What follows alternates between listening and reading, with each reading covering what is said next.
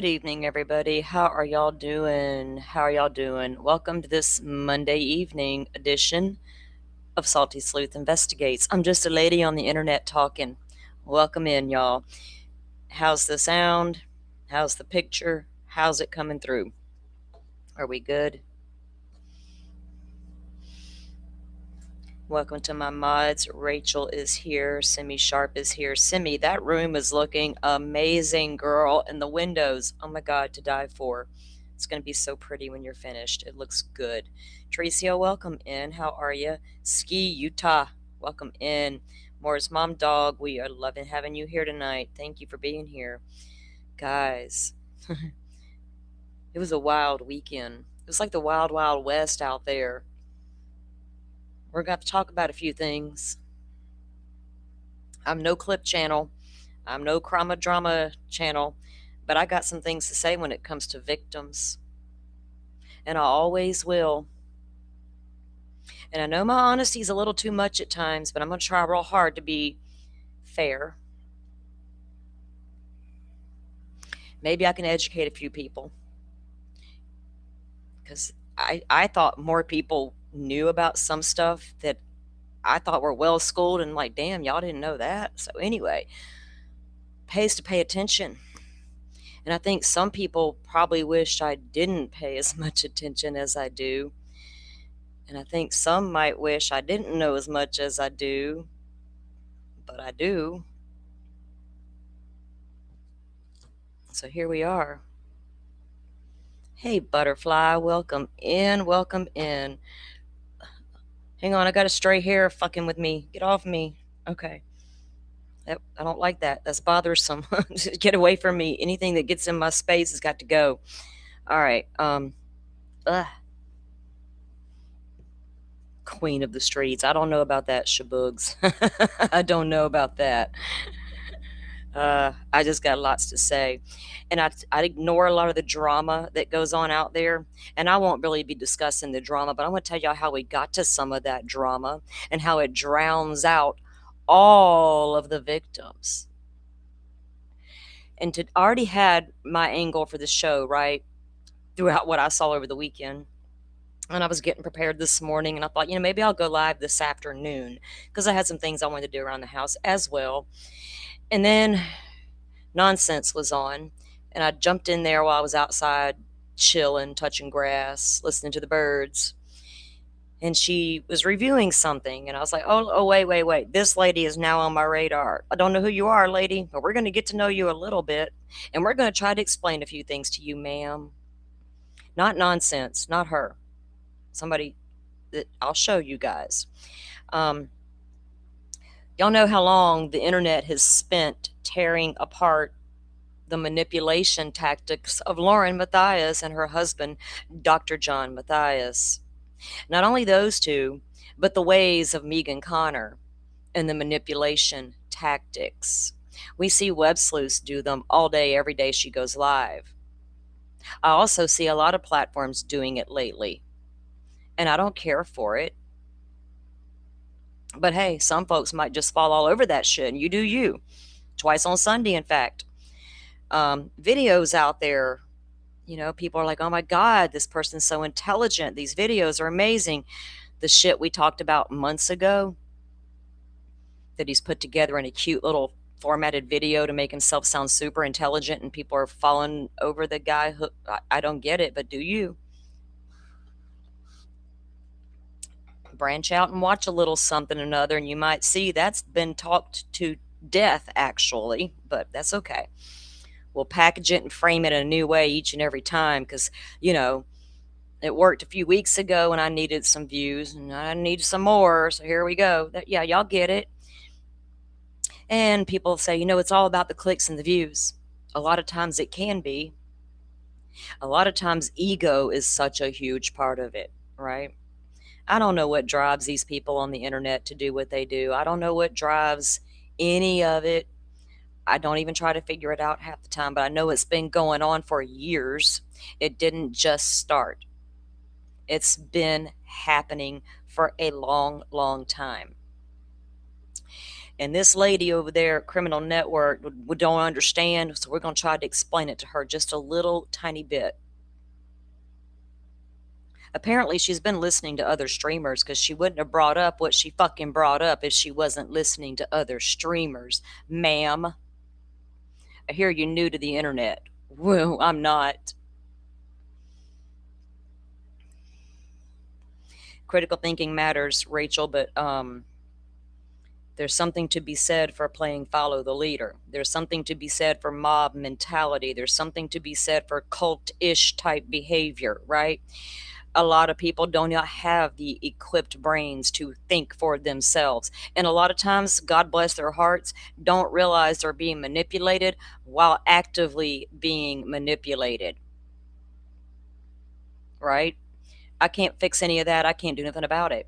We can come out here and scream to the, we can scream it from the rooftops, guys. Are we going to get through to anybody? Who knows? One person, does that really make a difference? I don't know. I do know that each time we have a high profile case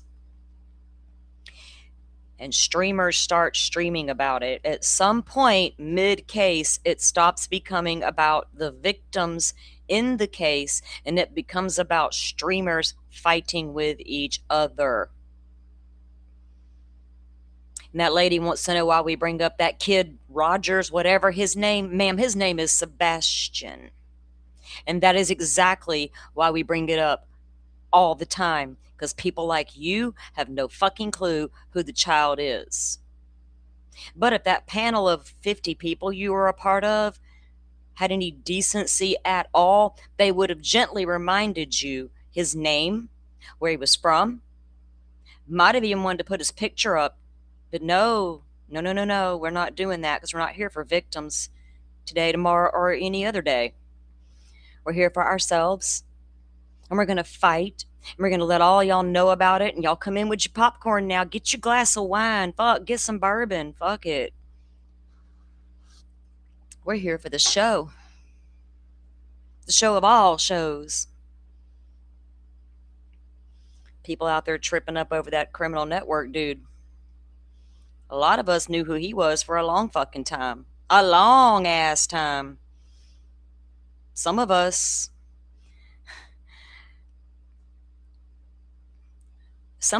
knew better. And let me just remind people gently, because I'm not here to pick a fight with any true crime creator or any creator on these platforms. A comment was made one time about Joe Schmo. I wouldn't have been friends with a guy like that. The second we realized who he fucking was, guess what happened? I think everybody saw what happened.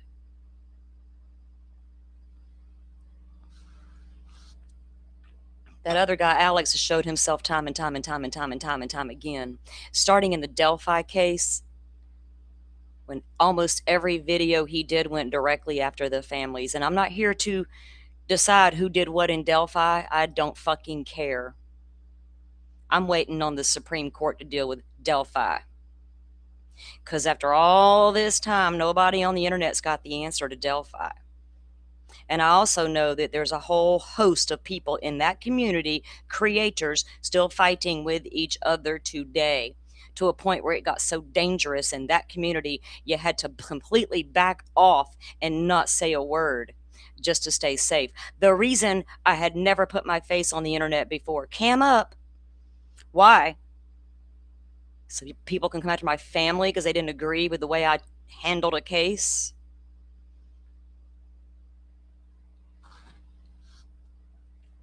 And then I felt bad for having Mr. Steve over here and being rude and not showing my face, so I decided to show my face.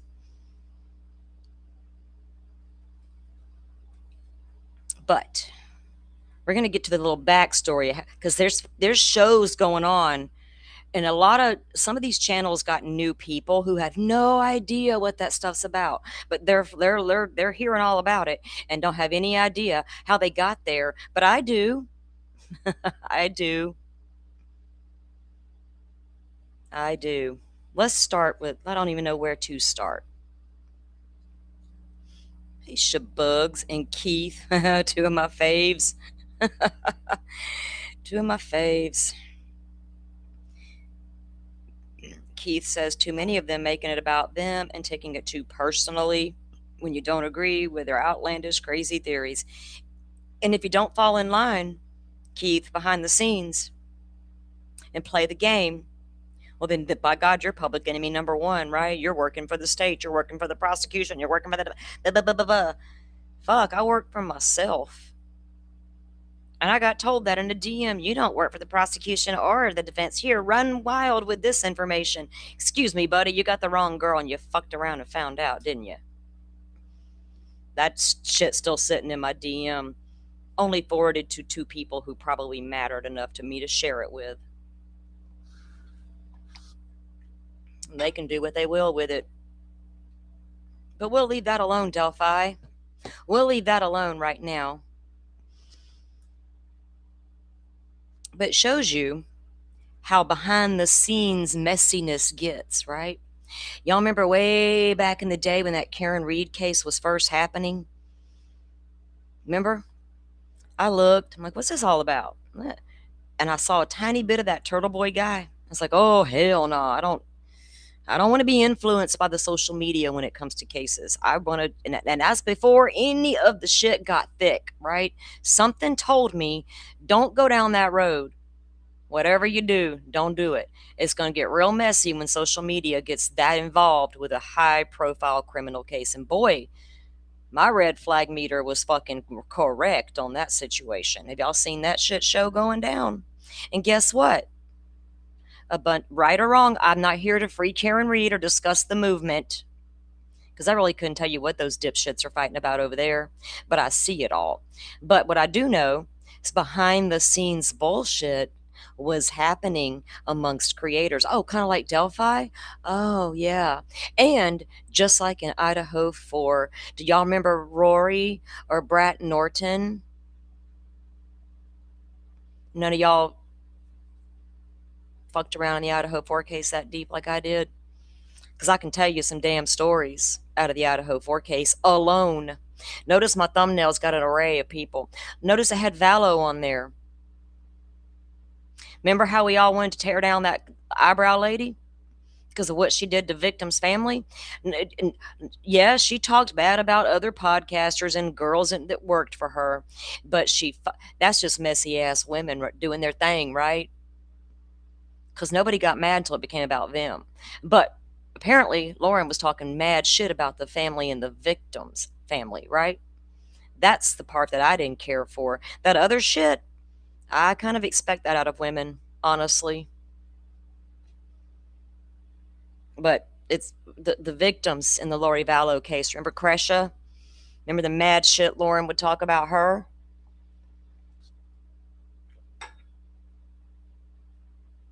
Behind the scenes bullshit manipulation going down. Hell, even when Lori Vallow's last two trials were happening in Arizona, they were still behind the fucking scenes fucking with each other. What are y'all doing all that for? To control a narrative? Who's going live today to talk about what? Are we all going to do the same thing? And then when my theory is now different than your theory, time to turn on each other. Get over yourselves. It's weird, weird, weird, weird, weird stuff. There's no either. I don't even know how to describe what's happening. I feel like I'm entered a space with a bunch of high school people, not one single adult anywhere in sight. There's a few. There are a few. There are some places you can still go and have intelligent conversations and be there for victims and unpack the actual case. These cases are horrendous. Do they need the extra, as I call it? Do we really need all? Is that what we're here for? Is that all we're here for? What kind of bullshit's going to come out of this one? Can't draw the numbers for a true crime case to unpack a document to see where the defendant's sitting today. But y'all will notice one thing about me. My titles and my thumbnails are intentionally simple, clean. I try to make them readable. I feel icky trying to put out a weird ass get you in here thumbnail. I think that I may be doing it wrong. Maybe I'm doing it wrong. But if that's the right way, I would rather be wrong.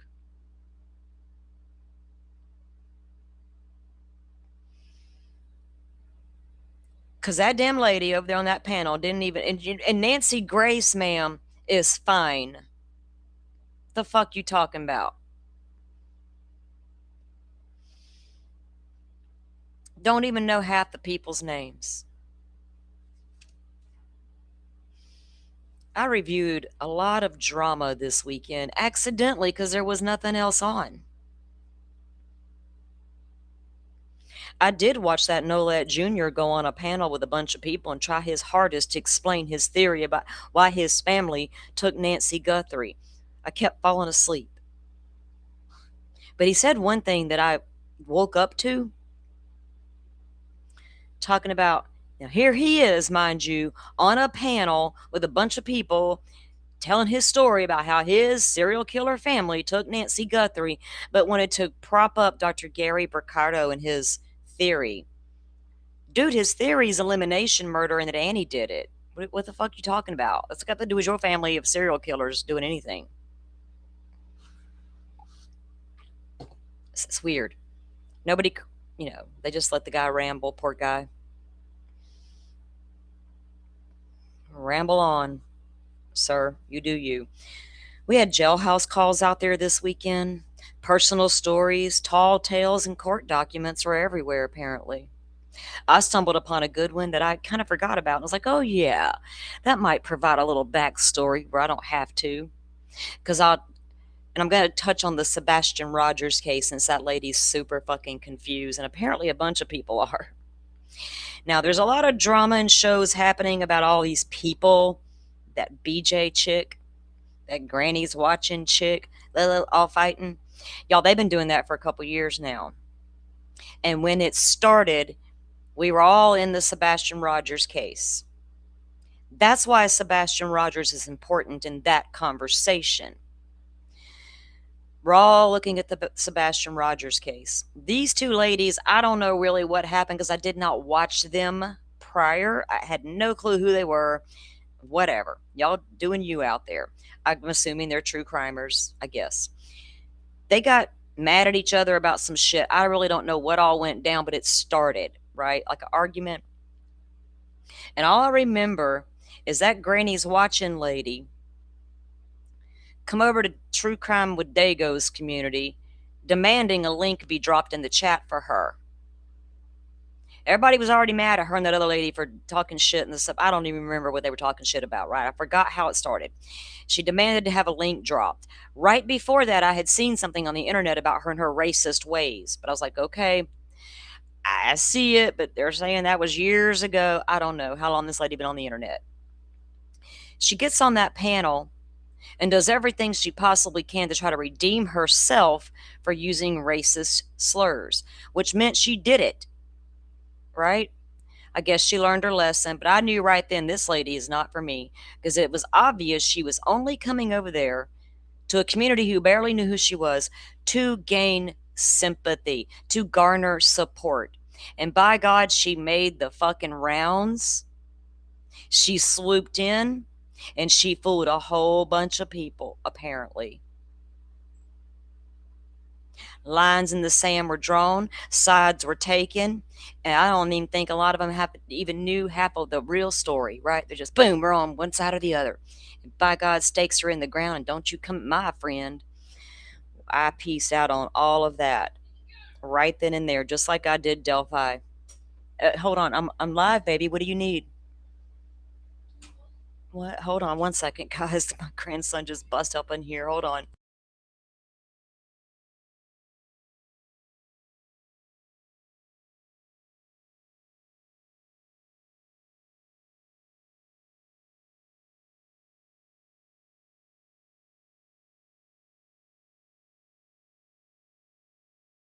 All right, thank you.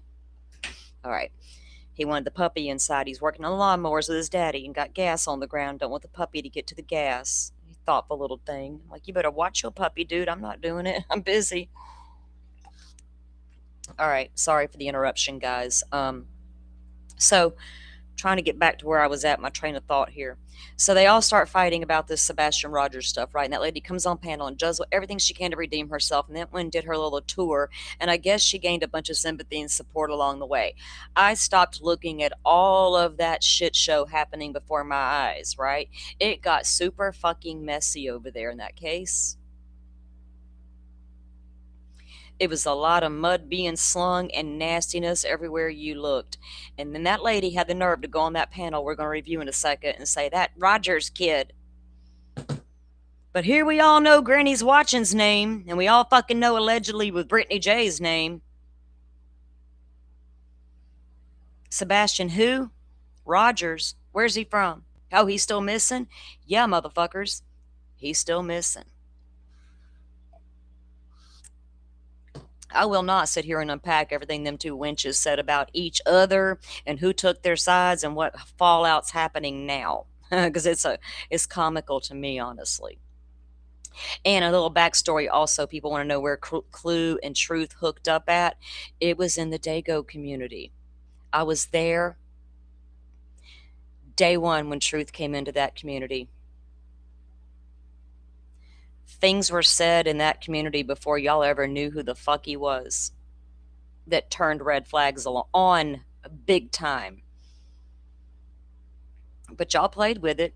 Y'all played with that fire all the way at the very end. Burn it down. Go ahead. Play with fire, you get burned, don't you? I choose not to watch people who I get a red flag or a vibe from immediately, damn near. I'm not going to play with them. I'm not going to give second chances. Let's be honest. We're adults, remember? Not everybody deserves a second chance.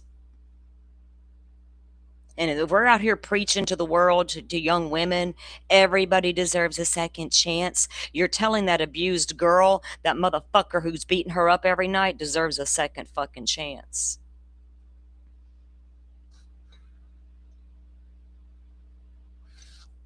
I'm going to try to bring myself down a few notches now. Hold on. I'm trying not to let it get me there.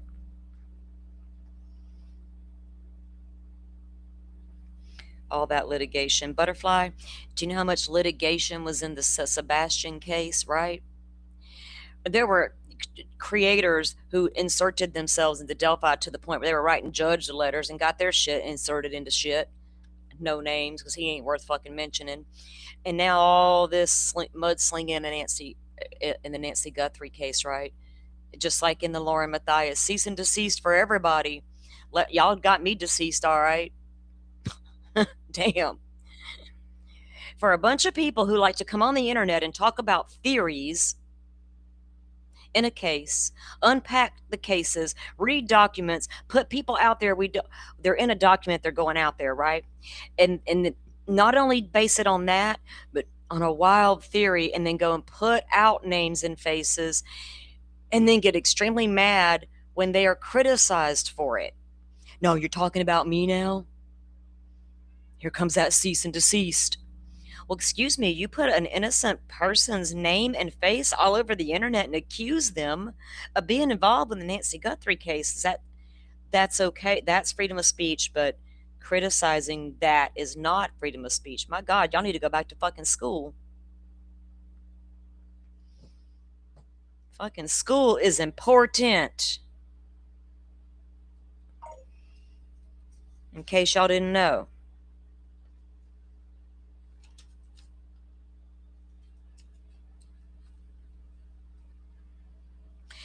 I heard a platform people really like.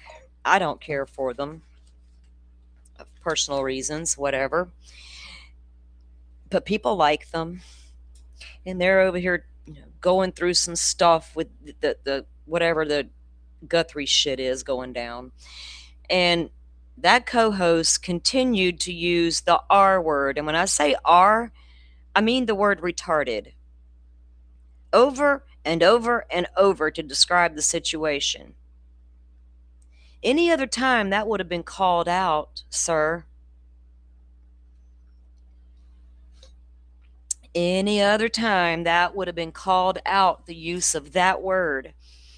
But hey, you're tearing down the criminal networks of the world, so you go right ahead.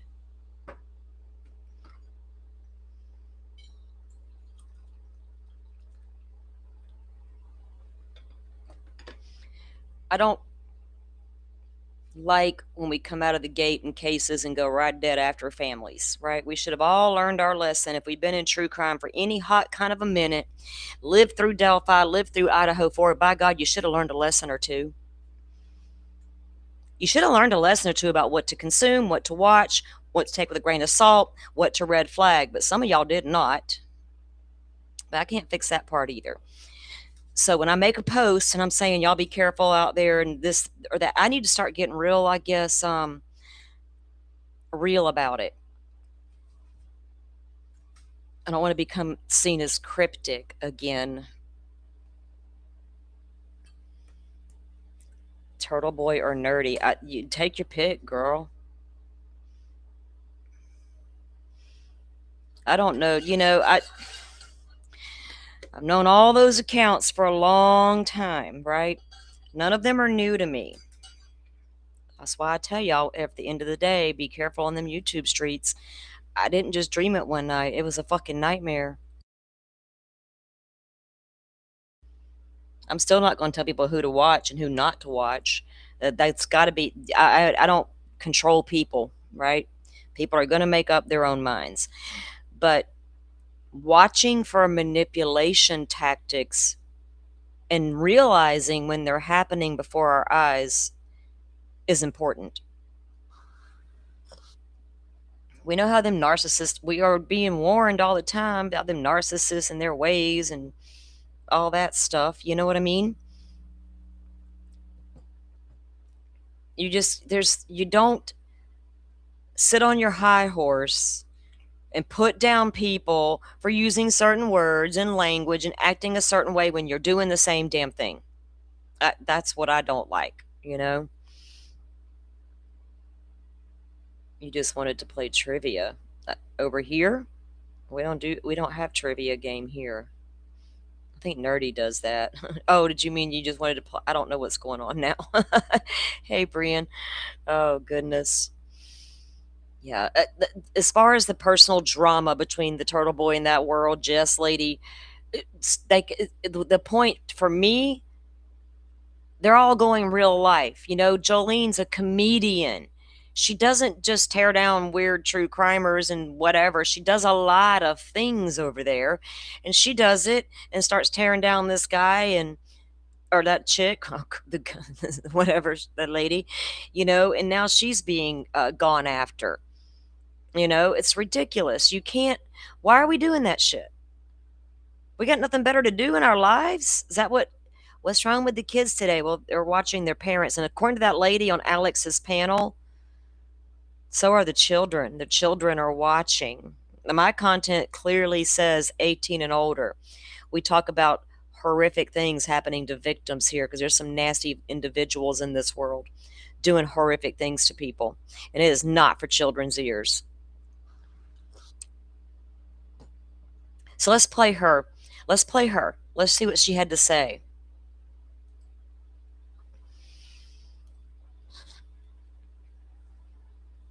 You know, the copperhead said to the rattlesnake, if you ever want to make it rain, we could team up, be twice as tough, and fear will be our game. The rattlesnake said to the copperhead, we're the original sin. I bet my rattle against your copper, the bitch takes the apple again.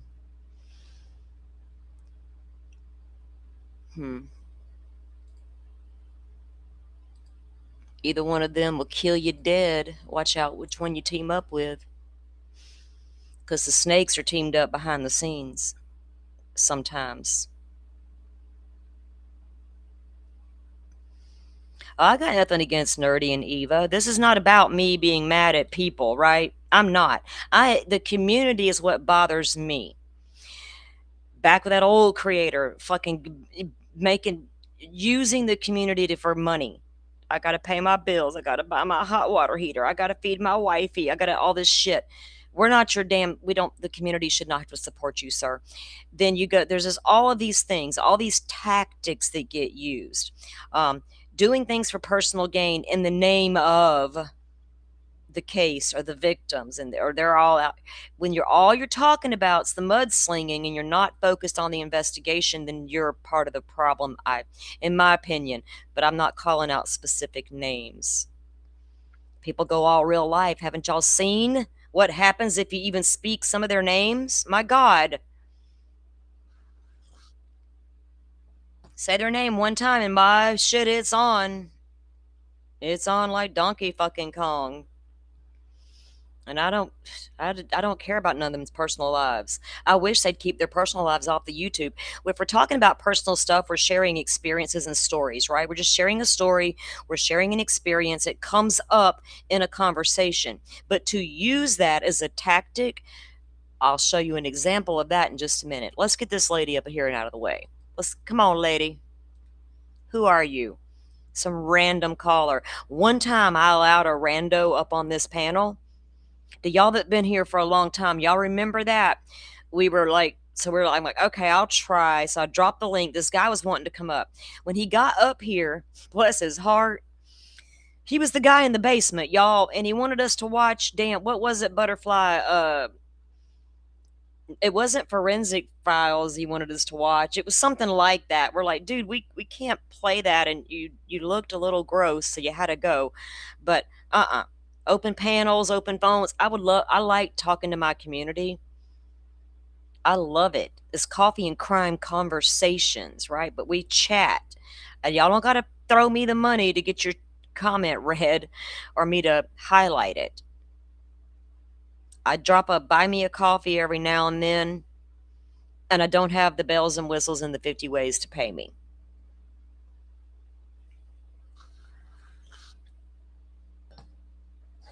Skin Row, welcome in. Is subtext in here? Welcome in. If I missed you. M Entranced, welcome in. Hey, CH, you remember? Yeah. All right, let's get this heifer up here. Yes, ma'am, it's called freedom of speech. Freedom of speech, and I'm from the dirty South, ma'am, and that don't make it come out. I'm part pirate, part fucking mermaid, part gypsy, part witch, and from the deep South, below the Mason-Dixon line, and I can get real downright nasty when I need to. But I like to tame that shit. It brings your spirit down, man. I like to be in good spirits. I'm a happy-go-lucky individual.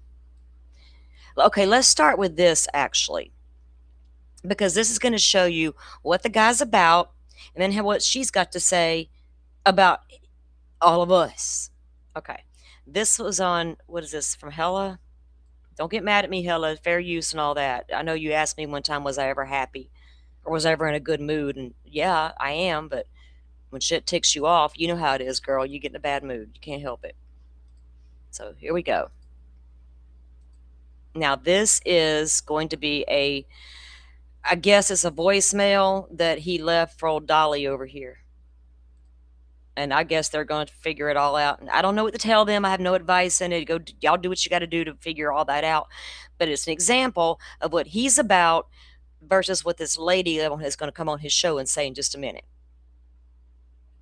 You pay attention here, Dally. Okay, let me start. Pay attention here, Dally. You pay attention here, Dally. Okay? You know who I am, is Alex. Say my name one more time. One more time, bro. You'll see what happens, bro. I got family in Scottsdale, too. Already looking into you, bro. Keep doing your shit, bro. Call me back, all right? You're on my list, bro. Fuck. Take it how you want them. I don't want to be on the list. I don't want to be on the list. I'm in Florida and I have stand your ground laws. I don't want to be on a list because I said your name. Say my name, say my name, say my name.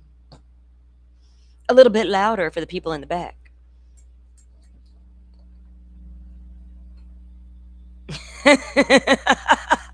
Keith, stop it. Thank God I was not sipping my coffee. Fuck, man. Y'all give me a second. Hold on.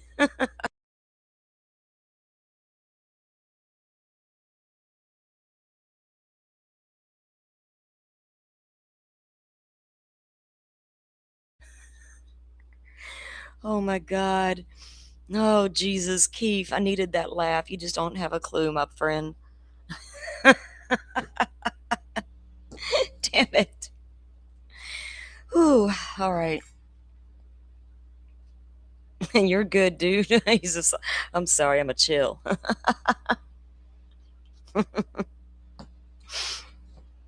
Oh boy. All right, so he apparently leaves Dolly a voicemail. You're on a list, and I got people in Scottsdale. Jesus. See, but at the same time, he received a cease and desist from the lady who rented Nancy Guthrie's casita, the guest house, in layman terms. That big fancy YouTuber over there, the ex-cop, he likes to call it the casita. Yes, she sent him a cease and desist because you put my name out there, my son's name out there, and you're saying we have something to do with Nancy Guthrie's abduction. That's okay though, right? But you say my name, you're on a list. The fuck? So that's how it starts, guys. That's part of the problem. Like, don't be doing all that shit. You're trying to investigate what happened to Miss Nancy, remember? Not each other. My God. Well, they're actually doing that too, accusing each other of being the abductor. Y'all all turn in your fucking alibis for that night. We'll be the judge of that. Shit. All right. Let's get this lady up here and see what she had to say for herself. Now, it was okay for him to, make voicemails like that, I guess. Now, this lady that's about to come on panel says that she has her own life and she's busy. She was never into social media. She got better things to do in life than be on the social media where all the nastiness lives. She's new to true crime. So, new to true crime. There's your first red flag. She fell in with the wrong people. The one who left the voicemail would be Alex, the criminal network guy. And I'm not putting that out there. It's out there. I saw it on other people's channels. I don't absorb what these guys are doing right now. But now I'm seeing it. You know what I mean? I'm like, oh, shit. Oh, shit. They went well beyond jumping the cones in front of Nancy's and peeing in tents.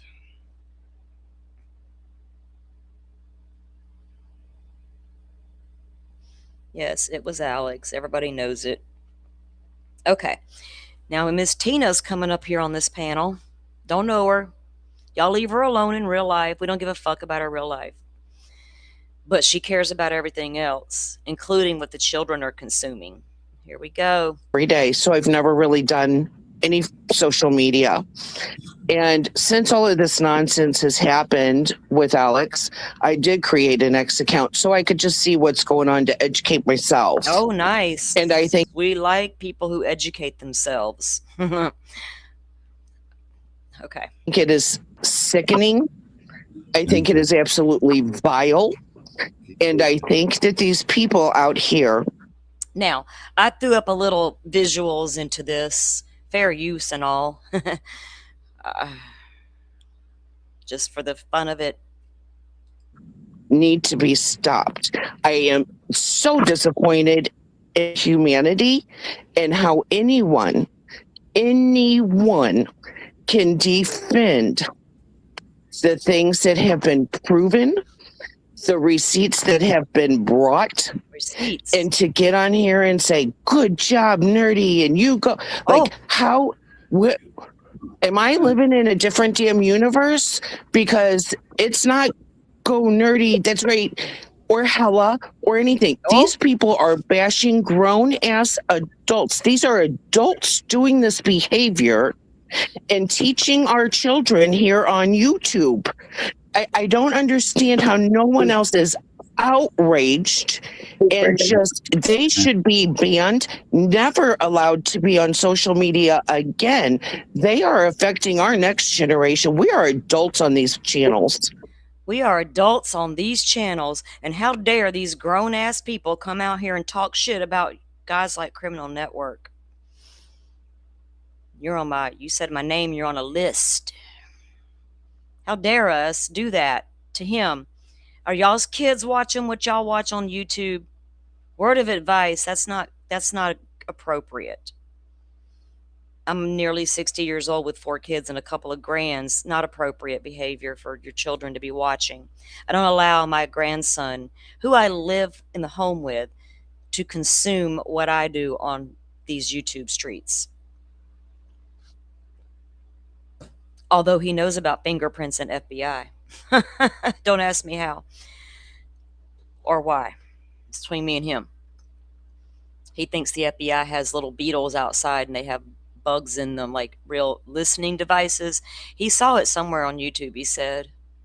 Imagine. Anyway, lady, you're sitting on a panel full of people who claim to be adults. Remember that when you're talking about other adults tearing down other adults. I haven't seen it. Sometimes I didn't see an adult all weekend, honestly. And to have to even have anybody, there's older people on these channels, there's younger people on these channels. I'm 50. I don't care, but I don't want my nieces watching it. I don't want my nephews nowhere near it. She mentions nieces and nephews, but none of her own children. But she knows kids are consuming YouTube.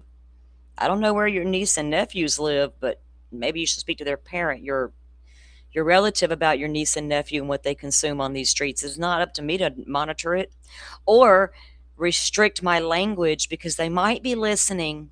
And we as adults need to take a little bit of control. That monkey's cute, ain't he? And why YouTube is allowing people like, Hella and, Nerdy and White Boy, and why they're allowing people to even be on social media is beyond me. But I think our community needs to stick together and something has to be addressed. It is purely unacceptable. It is vile. Uh-oh.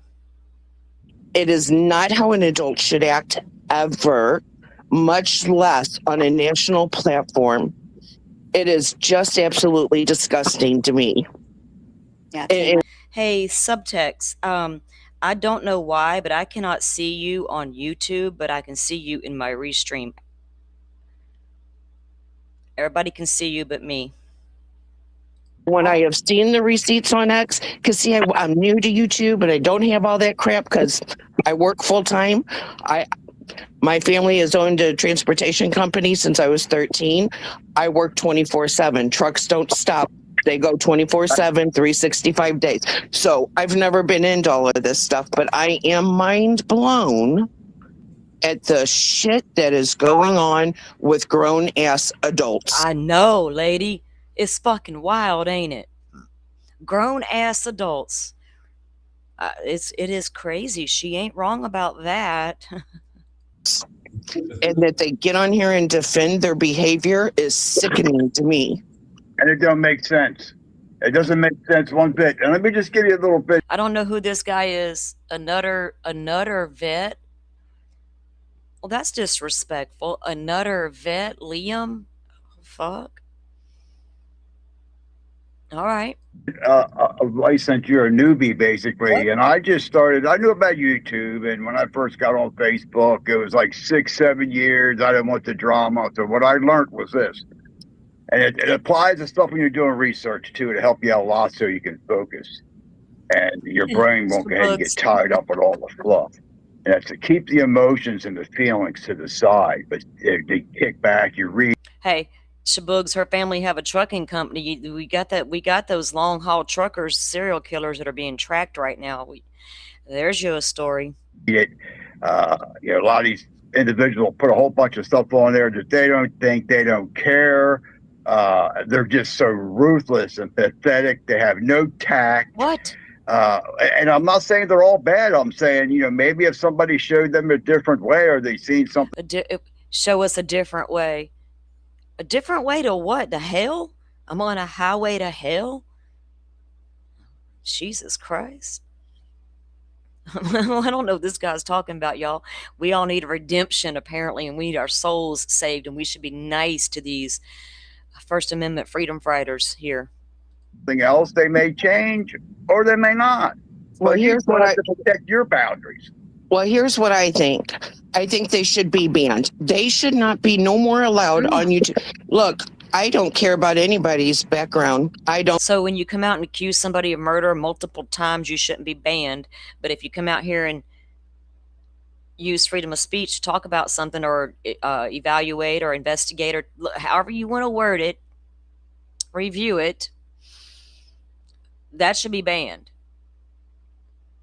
But actually accusing people of possible murder is okay, including families of victims.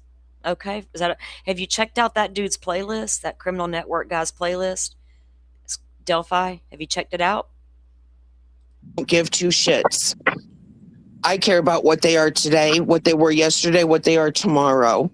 So when I say this, it means nothing derogatory. I've had two brothers that have been in and out of prison because they're hooked on drugs. No. Thankfully, they've been clean for 5 years, but I get it. Good. However, you don't come out of prison and say you're reformed and get on a platform and do the shit that they do. They are jealous that JLR and Alex have gotten out of prison, changed their damn lives, have a positive platform, and they are still the same people that should be in prison. They still have the. I don't know who she's talking about, got out of prison, didn't change their ways, and needs to go back. I have my thoughts, but I don't fucking care. But she's all like, JLR and Alex got out of prison. Look at them now. I don't really care about prison backgrounds either, lady. I judge on what I see today before my very eyes. Like you say, that's what matters. Even all his tattoos don't bother somebody like me. Not one fucking bit. He could be the coolest guy in the world, and I could sit and break bread and have coffee all day long. I could care less about all them tattoos. That shit. All these adults on the internet. Oh my God, they look creepy. They look this. They look that. They're painted on faces and Botox and all their. I don't care about none of it. It's the person before me that I make my judgments on. I don't judge. I try not to sit in judgment. I heard that was Jesus's job. But I decide if I want to be in a person's life or not, if they're worth my energy or not. You know what I'm saying? That prison mentality, and they want to spew it everywhere. And it literally makes me sick. Yeah, Alex and JLR and those have maybe been have issues with the law for. And it doesn't. JLR has a habit of going to a lot of perp walks and first arraignments, and as the perp is being brought from the cop car or whatever to the courthouse into the whatever the thing is, the perp walks, however you want to describe them, there's multiple videos of multiple defendants with JLR screaming, "Why did you do it?" Not just to Rick Allen. He did it to multiple people. Every chance he gets, he's going to run down there and scream, "Why did you do it? Why did you do it, JLR?" It matters. They're good people. It doesn't matter. You know, they've got things cleared up. Plus, they cleared up their own life. So there is a big difference. But if you're still, and everybody has the way of express. We all got triggers. I mean, if you don't see me going off, but behind this camera, behind this screen here, you haven't seen me go off on something stupid. You know, I'm after you. You know, especially if you know better. You know. Yeah. I don't do it out of disrespect. At times, you know what? I'll play the little game and be okay. Now look at that screenshot up there that Criminal Network pulled up. He pulled that up. All right. JLR investigates. I confirm the FBI went to gun stores in the Tucson area. Remember back when that was going down? And he puts out this list of names. A lot of us saw it back then. Abnussi was the first name on the list. That's the person who has now served as cease and desist over here on Mr. Investigator Criminal Network. And be right on their level. Even if they're a judge, it doesn't. I don't care if they're a senator. I've called senators out before. You know. JLR is having a lot of problems with the law, and there are some good, content creators out there covering every bit of that. I love court documents. Everybody knows that, but I don't really want to have to cover creators going to court with creators, right? Like, ugh. I'll read the document. I have read them, but I don't want to follow it. My grandson just out there freaking out about something. But yeah, he's in battles. You can find it all over the YouTubes. I've been Actually, he is accused of beating up his girlfriend, Magnolia. Everybody knows about it. It's on X. It's on Twitter. It's everywhere. They're going to court about it. So that's what I know of right now. And I think he may have some cease and desist. I don't really know what all his issues are. But kicked out of a damn bank. So listen, I'm Italian. Honestly, what would JLR be without a litigation going? Come on. And I get it. Yeah, and I'm from the East Coast. I got Candy, don't get me started, Candy. Why did you do it, Brad? Fuck. Mentality. Where our generations have been ripped off, and I've got especially that thick-headed Indian background too, Oh, plus hell. the German, Polish. I don't got no German and Polish, but I got some Indian background, Bubba. And it goes deep. Are you spiritual, sir? And now Irish kicked in there, So yeah, I get it. I'm exposed to a lot here on the East Coast, so I see this like that. We're like He's exposed. Are y'all on the East Coast? Are y'all exposed to a lot? What does that mean? Like a bunch of different backgrounds, different people, hell, all walks of life. It's 2026 in the USA, sir. Where the fuck you been? But on the East Coast, we see a lot. Well, what? Sitting outside watching the shore roll in? What the fuck? I bet like we're the southern Giant crabs and lobsters. part. I see one side, and we go up north, you see another. Go up in New England, and you see another. You know what I mean? But I get you. I hear you. Oh, I do, but I really just want to get this message out to people to make them think, because, and I'm sure they're in our chats. okay. Now here she goes. Now that she got him, let him say his piece, and she's over his ass. Here she goes again. Tonight trolling because they have nothing better to do, but they need to at least just be a good human being. It has nothing to do with YouTube. It has nothing to do with Nancy Grace or Summer Wells or any of this shit. I'm so tired of hearing about cases from the Nancy Grace or Summer Wells? Nancy Grace is fine, ma'am. Nancy Guthrie is missing. The reason you came to YouTube and found the case and these streamers is Guthrie. Okay, let's continue. fact that they say, well, it started with whatever the Rogers kid's name. No, it's With whatever the Rogers kid's name was. They say it started with whatever the Rogers kid's name was. Bitch, I've been waiting on a comment like that.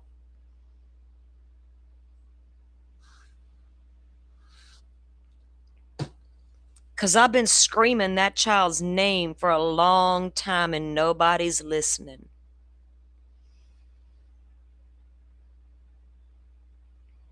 So I'm going to leave him sitting right there for a second.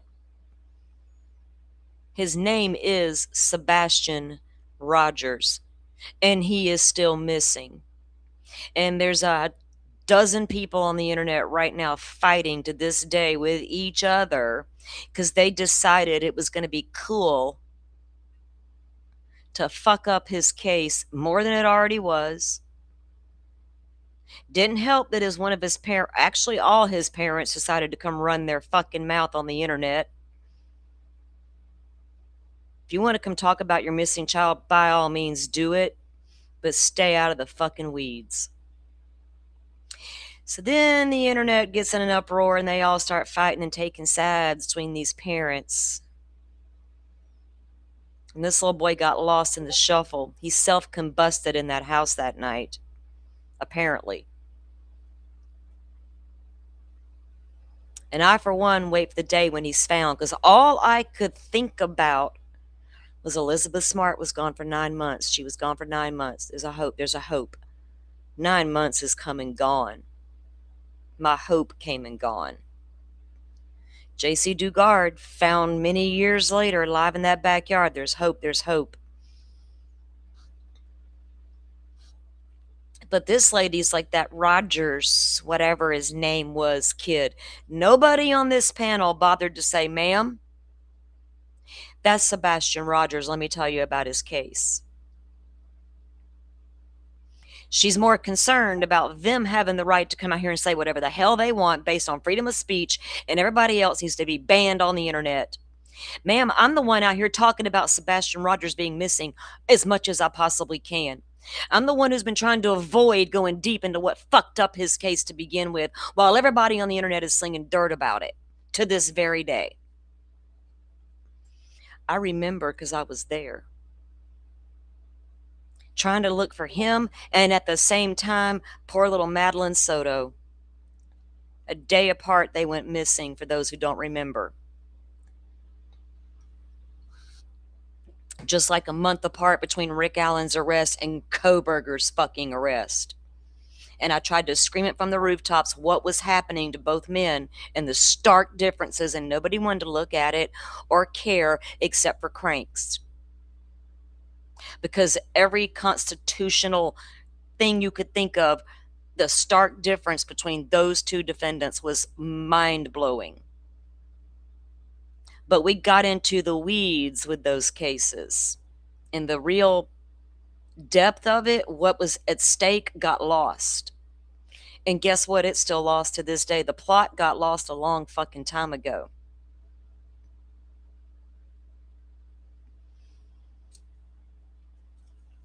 I'm so sick of coming on the internet and seeing cases turn into the creators. And they all got to be right. And their theory, above all, is the theory. By God, and y'all better all fall in line, or else. Was y'all there? Did you get to interview anybody besides some dude stuffed in a fucking prison that people had to pay money on his books to talk to? That guy's no count to me. Off the books now. Clean off the table. Tainted. But we'll get all... Yeah, don't get me started. You're doing it now today. Stop blaming it on... They don't need to be in true crime, first of all. They don't need a platform. They need to work on themselves and be a good human being. We have children who love YouTube, who thinks YouTube is the world, and this is an adult, is what you're portraying and putting out there. It is humanly disgusting to me. And if I ever saw any of them in person, I would be more than happy to say it to their face. Oh, sorry. Oh, wait. I don't know what the fuck just happened. Hold on, guys. Oh, I think that was the end of her video. Okay, that was it. I'm sorry. I was doing two things at one time. So she says she'd say it to people's faces. She's got a lot to say out here on this internet about who should be on the platform and who shouldn't, right? How did someone with no social media learn? I don't know. She's come to YouTube. She came to YouTube, found some, all the streamers that were out in front of Nancy Guthrie. That's how she found them. Remember? They were all, JLR was promoting him. So she started watching him probably and found all the rest of them. You know what I mean? So then she decides to go make a Twitter account to see what everybody was up to and saying and da-da-da-da-da. Let me get my chat back up where I can see what's happening.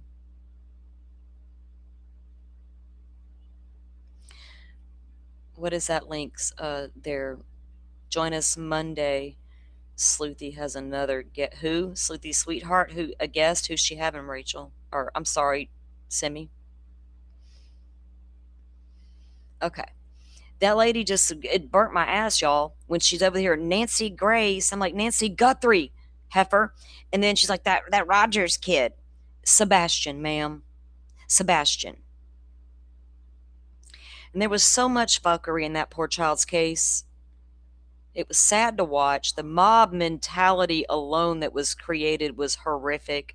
And this was all after all that Karen Reed people. I don't even know what goes on in that community.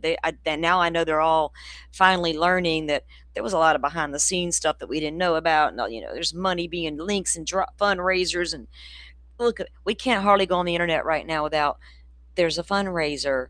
We need defense funds. I need to hire me a lawyer. I need to sue somebody. We need all kinds of stuff, right? What are we doing? What are we doing all that for? And these manipulation tactics have got to stop, or people got to get better at recognizing them. And I just don't know which one it's going to have to be. But I'm going to show y'all another example. Okay, when I show y'all this one in a little while, it's my opinion. All of this is my opinion. Y'all can agree or disagree. Either way is good. If you disagree, that's perfectly fine too. You can be respectful in chat. I got faith that we are actually adults on this internet. And you don't have to disagree or agree with what the YouTube streamers are out there, in front of Nancy's house. When it came down to it, the arrest and the citations, all the things, that is a legal issue that has to be addressed. But let it play out, right? Instead, all this extra has happened. And the constitutional battle and the freedom of the press, that part's lost now. But y'all aren't the only ones with that option to be freedom of the press, sirs. I don't know what made them the fucking YouTube popo, and they get to do all that, decide who does what.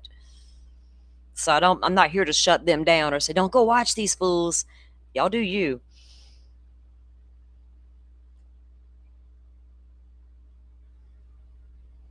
Sometimes you just can't sugarcoat the bullshit. You don't want to be seen as cryptic. But at the same time, I don't want to be on a list. Jesus.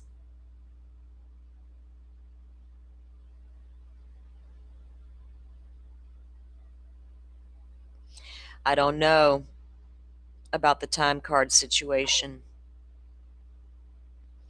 I'm just waiting on that Supreme Court. I cannot wait for that to come up, y'all. I just really want to see this argument, these oral arguments in the Delphi appeal, because that's right now, to me, that is the only important thing in the case. Nothing else matters at this moment because we're not at a retrial.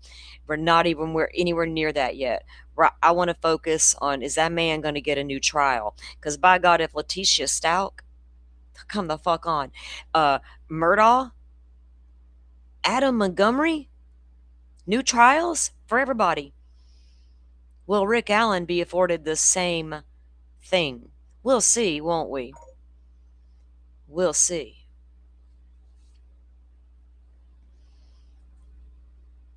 And I plan to stream the oral arguments when they go down. And I do not plan to be in Delphi, Indiana for it, or anywhere near that godforsaken state. I don't need to be there. I don't fucking need that vibe. I don't want that. I do not want that shit on me. So for all those planning to go and that are going, I'm going to send you some good mojo, because y'all, by God, are going to need it. When y'all leave the state, smudge, you might want to open a circle of safety before you go. So I'd do all kind of shit before I headed down there. Wear a medicine bag around your neck. If you know, you know. It's that Indian thing, sir.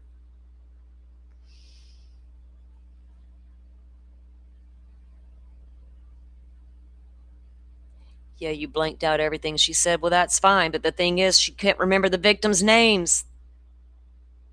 Her rambling on about who gets to say what on the internet and freedom of speech and who should be banned and who shouldn't.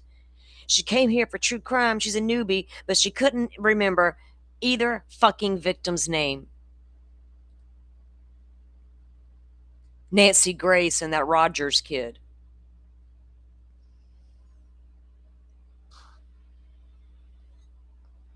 Y'all be safe, Keith. I'm telling you, I can give you some protection tips. I'll send you and Shabugs some. Shabugs, you going too? So, who all's going? Y'all send me some DMs. I got to send my peeps some tips to be safe down there. Strange shit happens in the woods. Haven't y'all heard?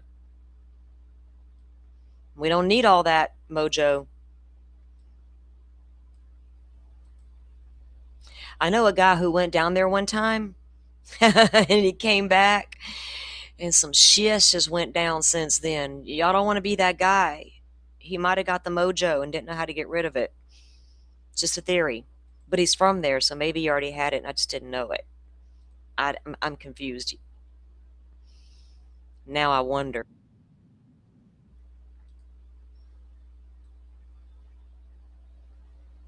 Okay. So We listened to the message that what's the dude, what's his name left for Dolly dude. Where I'm from, grown men fight like men. We don't approaching with phones saying, "You talk about me? Yeah, I talked about you. You made a video about me? Yeah, I made a video." I Damn, it's like watching the little boys in the backyard fight. I got to break these two kids up all the time. The boys, they love each other. They're best friends. They play their games together. But man, they get to going. Yeah, y'all know how them boys are. Okay. Now, there's manipulation tactics that get used, I feel like, right? Um, I could show examples of it, but I'm gonna show one for sure because I don't know if it's just me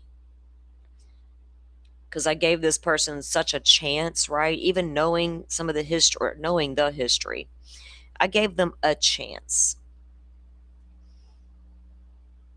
because not everybody deserves a second chance. But I'm just gonna watch because some of the conversations that were had with some of the guests is what I would go watch, right?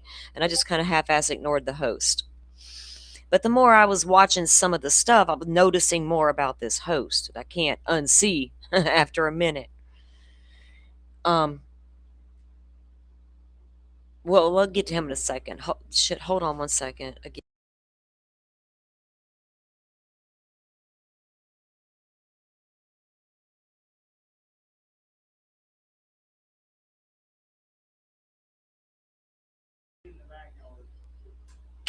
Good Lord. All right. Damn.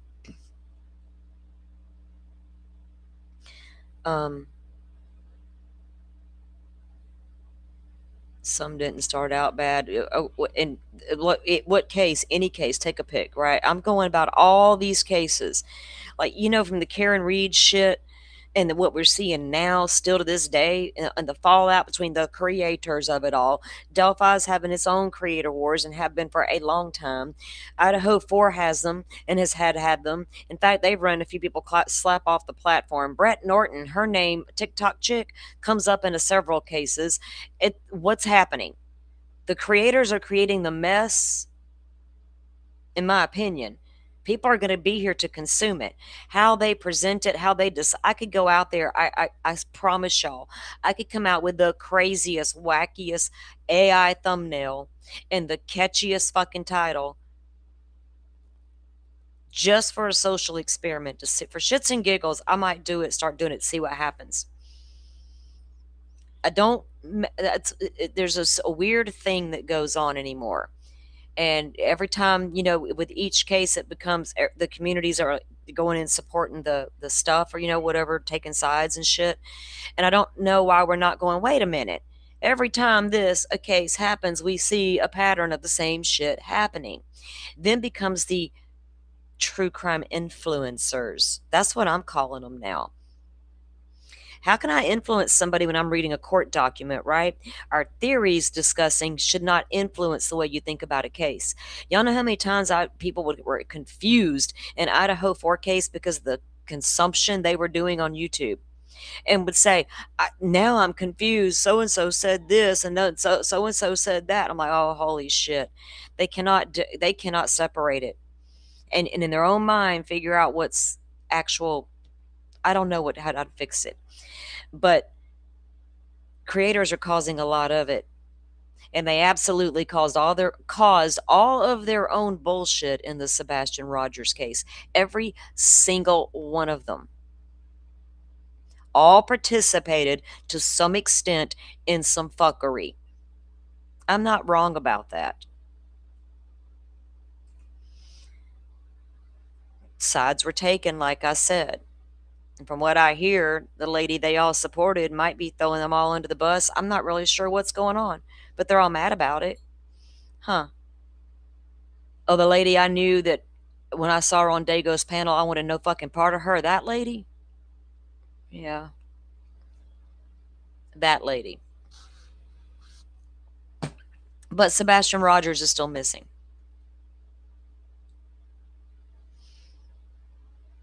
And they're all worrying about some of the lady's baby and shit and her husband. Like, what the hell?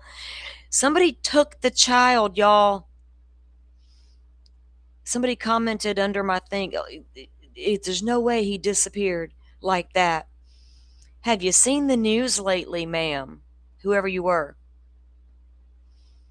It happens every day. Vanished into thin air. Gone without a trace. Look at Nancy Guthrie.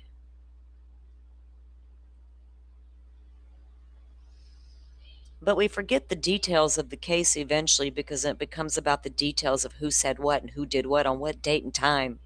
And here comes the receipts. Let's look at this nasty fucker. Now,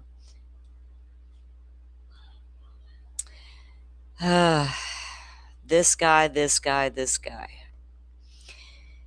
was such a red flag in the beginning of the Sebastian Rogers stuff when he came onto the scene. We were already talking about the case, and here he comes into the chats. Got some good points every now and then, some decent questions, appeared to be a critical thinker, so it piqued my curiosity as usual. So I started evaluating, I'll call it that, just like I did with Criminal Network in the Delphi case. So for a long time, I knew of this guy, and apparently I knew about him long before the rest of these people did. So he goes all AWOL here, and he goes real life on Jay for Justice, because she's been talking about him over there in her streams. And I know that half the people have no idea who he is. They're learning. You know, new subs from Lauren Matthias have no clue about that Sebastian Rogers stuff. But they're learning. And I don't want to give him much airtime or play it long, but I want to give you a taste of what fucked up Sebastian Rogers' case.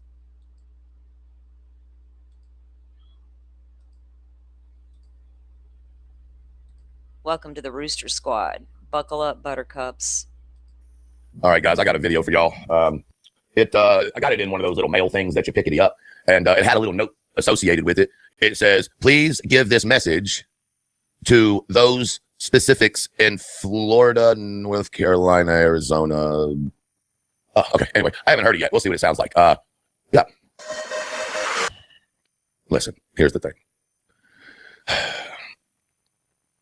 don't know how to say this. Here. Incels at best.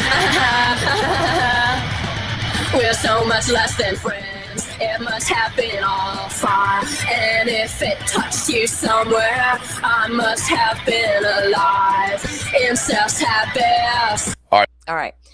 So this guy and Cluminati are not on the YouTube anymore. They over there on the Kick. On the Kick. We kick ass on the Kick. Listen, B for bitch, please don't ever send that stuff to me again. Good God, who allows you around these parts? That's just depressing. Motherfucking, so here's what I figured out. Okay, my conspiracy brain was working overtime last night. By the way, welcome everybody and thank you for being here. You know, the truth, I'm going to unfollow you one day. You probably will. Now, this is the guy that everybody was going off on Jay about because she used an alt name and asked him a question. But the question Jay asked was the kind of shit he was doing behind the scenes. She's explained herself, and he direct all questions to her. She's a grown-ass woman, and Jay speaks for herself. She has got no issue with that. I got no dog in that hunt, right? I just know who this dude was, apparently long before they did. And I red flagged his ass immediately because of a specific question asked one day. And the way the question was posed, it was very serious. It was alarming because here we are in the middle of this child's case, and the question posed by this man gave me fucking chills. It's one thing to be curious, but when you sit there and you say, y'all, if you kidnapped a kid, a teenage kid, what would you do to keep them occupied? How do you do that? What do you do? Like, what the fuck?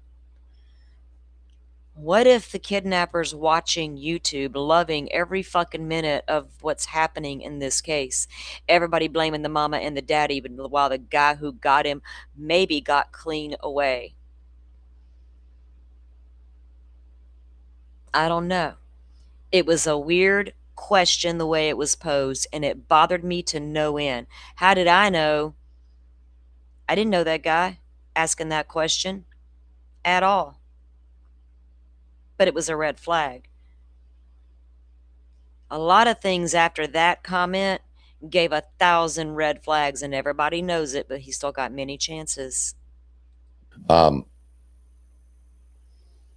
Okay, side note, because it just popped in my brain. Yesterday on my show, I made a comment or some comments about, just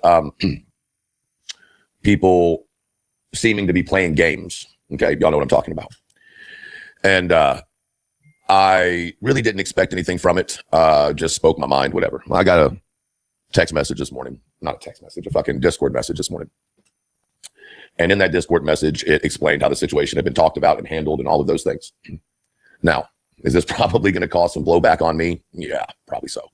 But I want to tell Trisha Talks, I appreciate you addressing the issue, not running around the issue, not making excuses for the issue. Subtext, I appreciate that, because Michelle is the only person I would ever watch for Sebastian content, right? So I appreciate that. I've not, I did early shows on him when I started my channel, but I didn't participate in all this bullshit that went down, because them ladies that were fighting, and we got the document what started all that. We'll go take a look at it in a minute. All that started happening. I pieced out right then, just like I did on Delphi. Because I didn't know. I'm here for victims, not your bullshit. Not just blindly, standing up without looking into it and all of those things. And obviously, I firmly believe everybody has the right to express themselves. I just think that sometimes it becomes difficult when the creators you're supporting have people who seem to not want you to support them, which maybe I just misunderstand the whole thing and it's not personal at all, and that's incredibly possible. But nonetheless, I just wanted to publicly all this personal bullshit and creator stuff, right? It became a big, huge creator war thing over there with these people. And why is it doing all that? Well, why are we doing that to this date? And now look at the Nancy Guthrie case. You got creators fighting each other. Well, you're bad, you're bad, you're bad, you're bad. Idaho 4, it was the same damn way. The Pro Burgers, are we having a battle on the YouTubes? Tell her thank you for handling that with respect and dignity, but also to the person that was involved in, my thoughts that was being talked about. Thank you for being mature enough and respectful enough to understand the conversation that was had with you and to make the decision that you made. I have more respect for you now than I did yesterday because of that and the way that you respectfully treated Trisha and the way that you, expressed yourself to Trisha, even though I wasn't a part of that conversation. It was lightly relayed to me. See, I don't know who the fuck. Justice, you're nobody. Here we go. The fuck the context was of that. Probably just because you hang out over here with me. Oh, that's all it takes. It doesn't take much. It doesn't. This bitch went on a whole tirade. Tim said he would pay for. As you do night after night about Elevated Truth, and you want to talk about someone going on a tirade. Okay, he is Elevated Truth, right? He was big mad that Jay did a show doing Jay's thing, right? Fair use, commentary, all freedom of speech, all the things, right? If you don't like what she's doing, don't watch it, right? Same with anybody. But again, it's a fallout of all that Sebastian Rogers stuff is all it was, and all it still is. Who the fuck are these people who think that they can constantly just continue doing this and be, thought to be a decent person? It's all right, though. I think you're about to learn a lesson in life that's going to hit harder than you've ever felt something hit before. It's my personal opinion. Legally, 100% legally. So you better get your little friends together. I'd suggest it. Yeah, Michelle don't like to do the drama either, but she'll reference it, right? Go back and watch some of her. If y'all want to know the Sebastian Rogers case, you're welcome to go back and see if I got any old shows. But go check out Michelle After Darks, because she does not do the drama. That's the thing about Michelle. She likes to bring the true crime cases, right? A lot of my audience watches all this. They're seeing all this stuff. And a lot of them don't even know why they're seeing it. And it happens in every damn case is my problem. I don't like talking, if I have somebody on to discuss a true crime case, I've had Keith over, I've had Jay up, I would love to get Shabugs up here. I want to talk about cases, and I have a few very trusted people in this space. If something comes up, because I'll get DMs on case stuff, and I got a few go-to people I trust with information. I am not, I don't, I got trust issues in real life, right? Fuck yeah, I'm going to have it on the internet more than I do in real life. Jesus Christ. If I don't, I'm not doing this right. Every case, it turns into this. And then we spend hours, they spend hours going after one another. And that's how people are finding out about the victims of the case. At least put the child's picture up there somewhere. I would suggest it. But I'm not even talking about me. Oh, no. Y'all thought I was talking about me, like going after her illegally? No. Fuck that bitch. See? No. I hear that there is Exactly, Keith. That's the whole thing. Without even being told that today, and people now, discussing it all that time later, it was weird that you even bring that up at this moment. Because when I first started looking at Delphi in depth, it was the same time as Idaho 4. But I was doing it by myself because nobody wanted to talk Delphi with me. And I really didn't know a lot of the cranks at that time. But I was watching the creators, right? And do you know that, in my opinion, it became super obvious to me. It felt like I was, the goal of the creator was to influence me, to think a certain way and feel a certain way. And it felt weird. And I almost had the impression, are these people remember that dude Fig? Some of his shit was out back then. It was almost like, they appeared to know too much to me. That bothered me, right? So I red flagged that shit early on. And now people are finding out, Keith, aren't they? So you got to be careful about, when you go set out to watch a new creator, you got to take your time. You can't, it's hard to watch one time and evaluate. It really is. It's hard to get a good read on the internet, like reading a person in person, right? It's hard to do that, harder for me on the internet. So it takes me a little bit longer. So I will evaluate to see what this person's about, what their angle is about. And it became so obvious so fast. Jerry had several partners, Shabugs. Somebody, that last DM I got, you didn't work for the prosecution or the defense. No, fuck no. What the hell? Where's my devil's fork? No, get away. I works for nobody. Shit.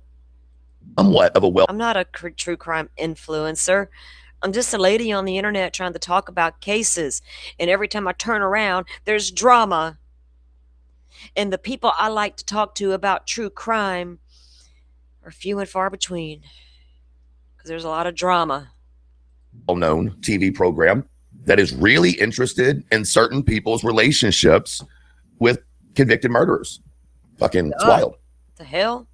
It's what I hear anyway. So she wants to be famous. I hear that maybe it's possible. Okay, let's get it past you. Let's get you, whatever, dude. He's mad about Jay, like I said, her Triango, whatever she calls her game there. I don't play usually because it's like a lot of things to keep up with, and my brain's like, no, I'm usually busy doing something else. It's a trend you do. Allegedly, right? Allegedly. Right. Yeah. Keep fucking around. Oh, see? Keep on, Jay. Mm. The comment I've made a couple times, if I've just kept my mouth shut and the fuck out of everything. Mm. Okay. It really would have been nice if that had happened. Just kept the mouth shut and stayed out of it. It really would have been nice, because we might not have ended up where we did in Sebastian Rogers' case if this guy in Illuminati hadn't teamed up behind the scenes and then got involved with one of the parents. Well, other creators were getting involved with the other parent.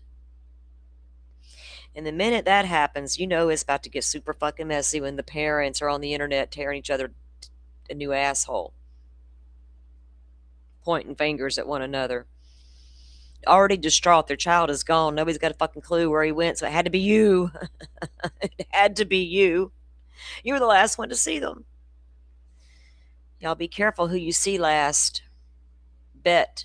You better hire that Bob Mata guy. You're going to need him.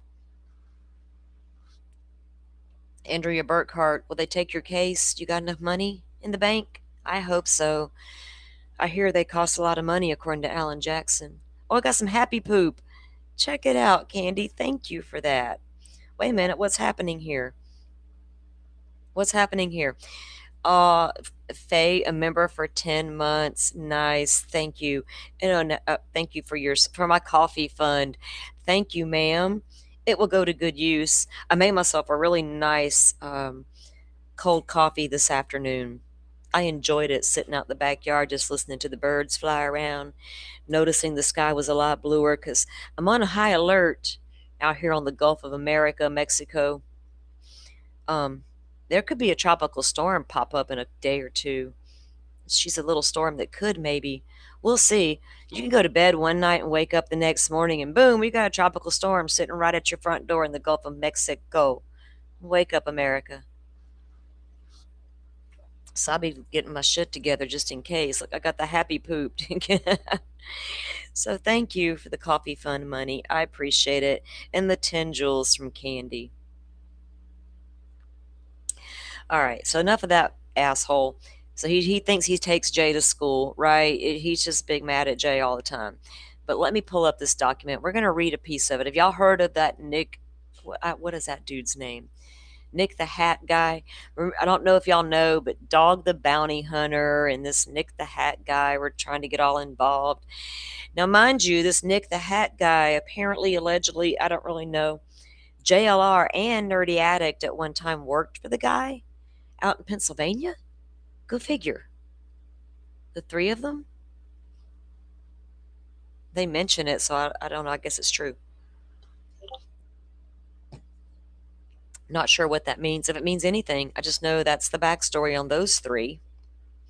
But he's going to be in this document because he's going to insert himself into he's going to come right in and save the Sebastian Rogers case. And Dog the Bounty Hunter is going to find him. And all I could think about was back in the day when that dude was on TV, like for real legit in the very beginning. I thought, man, this guy's fucking wild, right? America just ate that shit up. But I always side-eyed him for some reason. He was a cop, dude. He's coming to bust people. I don't know. What do they do? I have questions, right? You bounty hunter, son of a bitch. What's going on here? I had questions. But anyway, he was going to come in and find Sebastian Rogers too, but he didn't. He still hasn't, by the way. He's still missing.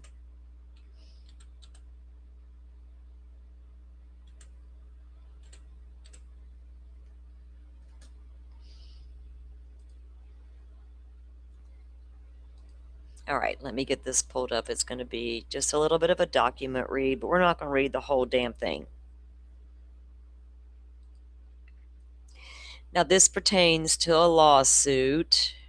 Now, remember, in the Guthrie case, what are we seeing? You know, cease and desist. What did we see over there in that Lauren Mathias shit? Cease and desist. All the things. Everybody's got a cease and desist for everybody. They're not lying.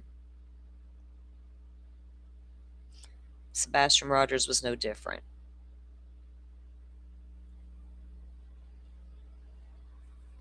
When we start covering new cases, should we just send them out in blanket and NDAs for everybody and shh, careful with your words and all this stuff? Y'all all sign a declaration you will not get behind the scenes and instigate the bullshit. How about that? How about a couple of good hosts just come talk about some true crime together? Are people here for that? All right, let's get this document pulled up and get a little backstory on why these fuckers are even fighting for her in that little poor child's case. Who is still missing, by the way. Hang on, this thing is doing some weird shit lately. Hang on, guys. I don't know what just happened. Can y'all still hear me? There we go.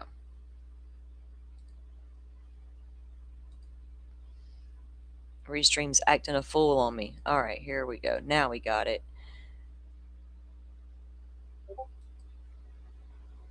Now, if you see these streams and you hear the BJ or whatever the fuck her name is, and I don't mean to be rude, don't know those ladies, but they're both nasty in my opinion.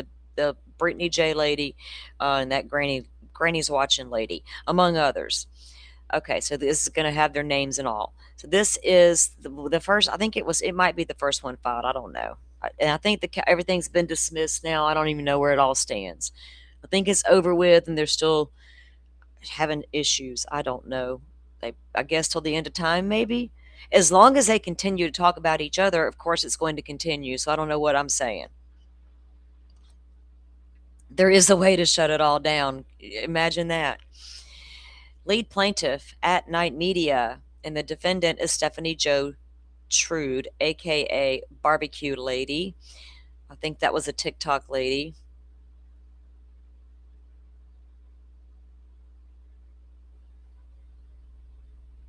And notice all that shit right there. This part.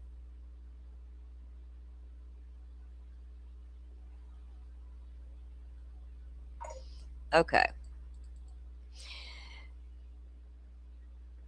Complaint for injunctive and other equitable relief. Now, mind you, also, the parents in this case, Sebastian's mother and stepfather, took Bullhorn Betty to court. So there was a lot of shit in this case. A lot of players. You know what I'm saying? Bullhorn Betty ain't innocent in all this at all. She wreaked havoc in Sebastian Rogers' case. We won't forget about you, Bullhorn. You're like the old bat in the hat. We can't forget about you.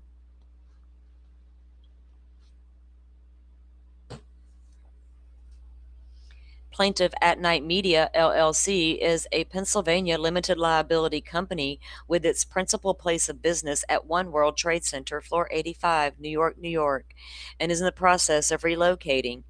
Okay.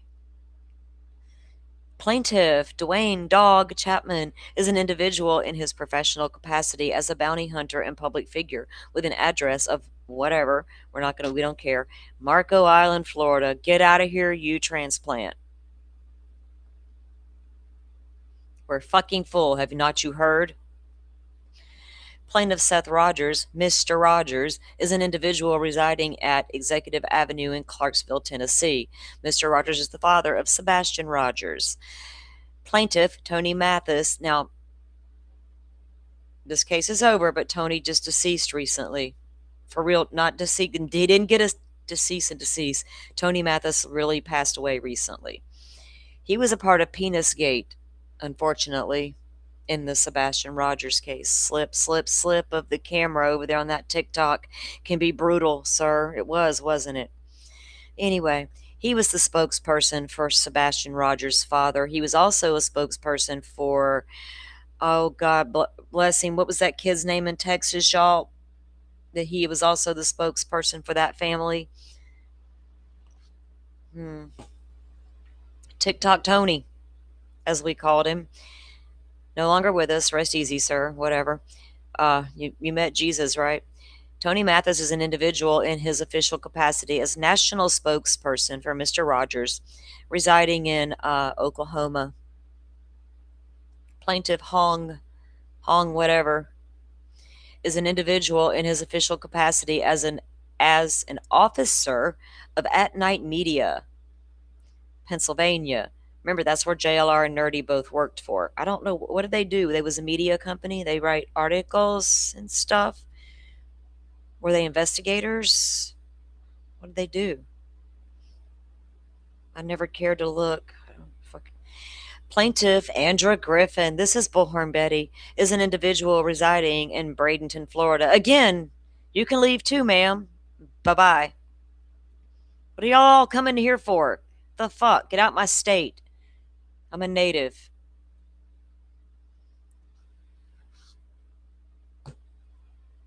But we have freedom to live where we want to live, don't we? Brittany Nicole Jackson is an individual residing in St. John's Road, Laurel Hill, North Carolina. That's that BJ chick in North Carolina.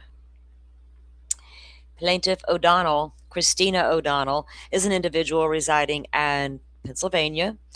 Julia Vellante, oh boy, oh boy, oh boy, out of Pennsylvania, aka actress, aka horror film fanatic, aka military, aka Julia's the canine handler.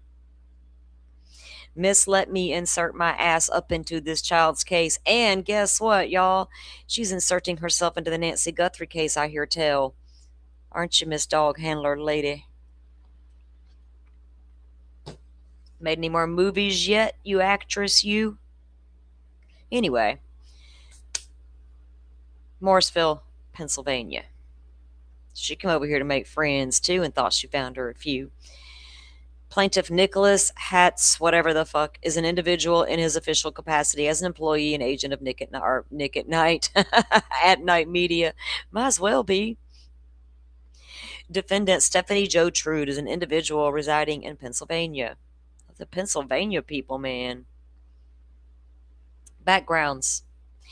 Plaintiffs are engaged in the urgent and sensitive task of locating Sebastian Wayne Drake Rogers, a 15-year-old boy missing child, last seen February 25th, 2024 in Hendersonville, Tennessee.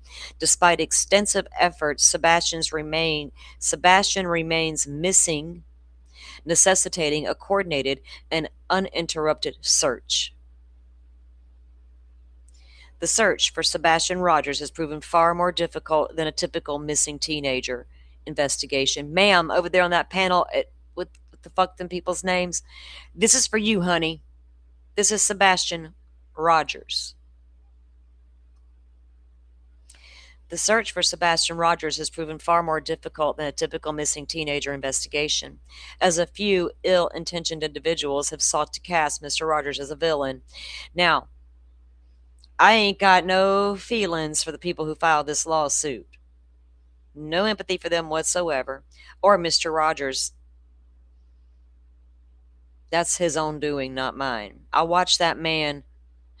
That man fell asleep. Sebastian Rogers' father fell asleep during a lie detector test that Nancy Grace gave him. Who the fuck falls asleep during a lie detector test? Somebody who took his Flexerils the doctor gave him for his muscle shit in his shoulder before he had his surgery. That's who.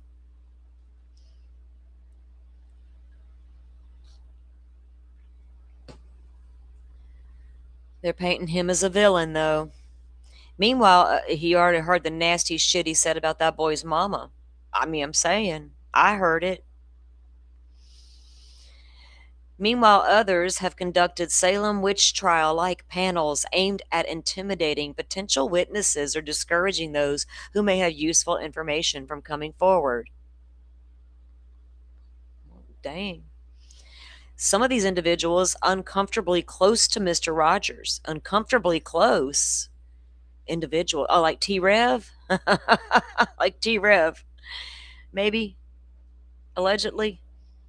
Didn't he sneak over there and become friends with old Seth Rogers and stay with him for a minute when his girl kicked him out and took a picture of big old Seth laid up in that recliner and posted it?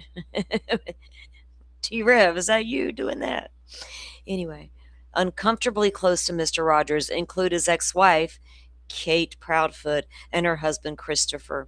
Others are so-called content creators whose sole aim seems to be inviting, inciting, instructing, and destroying the lives of anyone who dares to search for answers or help locate the missing teenager. Does that sound familiar, y'all, right now? What's happening in the Guthrie case? Whose sole aim seems to be inviting, enticing, instructing, and destroying the lives of anyone who dares to search for answers. Why does that child, Rogers, whatever his name is, matter, she asked.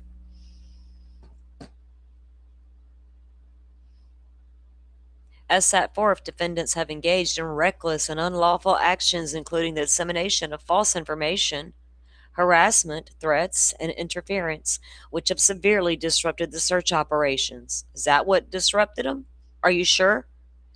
It wasn't people getting pissed off at private internet people searching private property without permission? Nothing to do with that? No rhyme, no reason to the searches. None whatsoever. Just willy-nilly out searching wherever the fuck we thought we should search.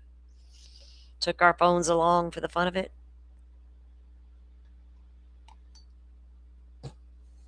It's boots on the ground, y'all. It's okay. Touching stuff we find. Anyway. Which has severely disrupted the search operations. Not the actual 2,000, what was it?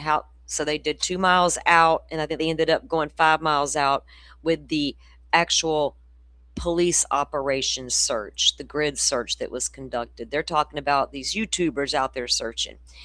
Defendants' actions have caused significant harm, diverted critical resources, and impeded plaintiffs' lawful efforts to locate Sebastian. Their lawful effort to locate Sebastian. Timeline. We are failing these children. This one has been failed, I promise you that.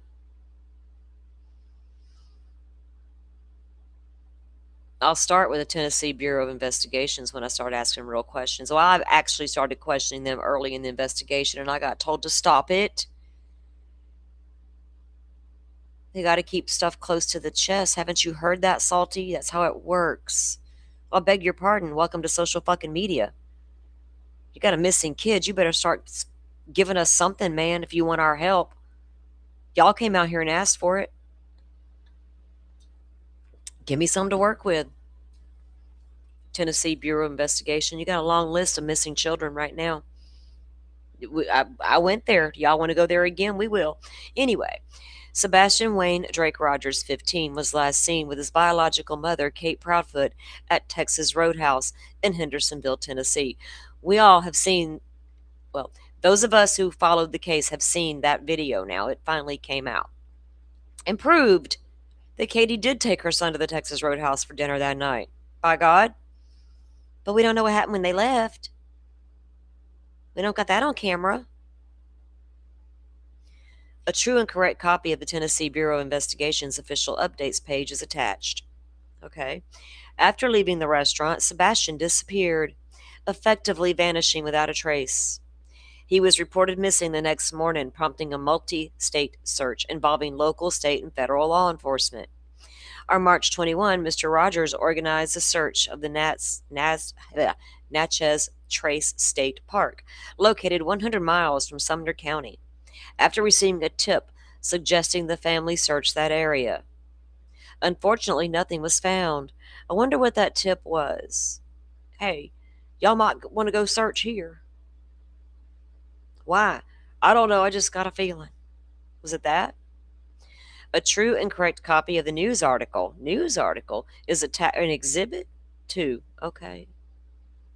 I expect a little more than a news article. Well, Ann Taylor cited a few news articles, so maybe. But that was under a different context, so I'm confused by that. March 23, Mr. Rogers left a glimmer of hope when the United Cajun Navy. Oh boy, why won't they let them search for Nancy Guthrie? First of all, where are they going to search? March 23rd, Mr. Rogers felt a glimmer of hope when the United Cajun Navy deployed a team to assist in the search for the missing teenager. A true and correct copy, blah, blah, blah. Now, I'm from hurricane country, and United Cajun Navy ain't got the best reputation out here in hurricane country for various reasons, and that's totally separate than them hunting missing kids.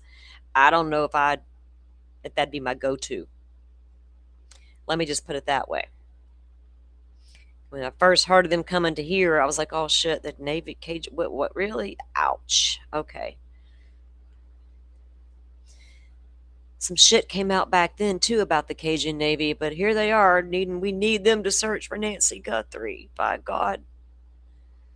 However, as these days went on and the situation grew more challenging, Mr. Rogers made a public plea for help, reporting that threats, intimidation, and other questionable tactics were used to disrupt the search efforts.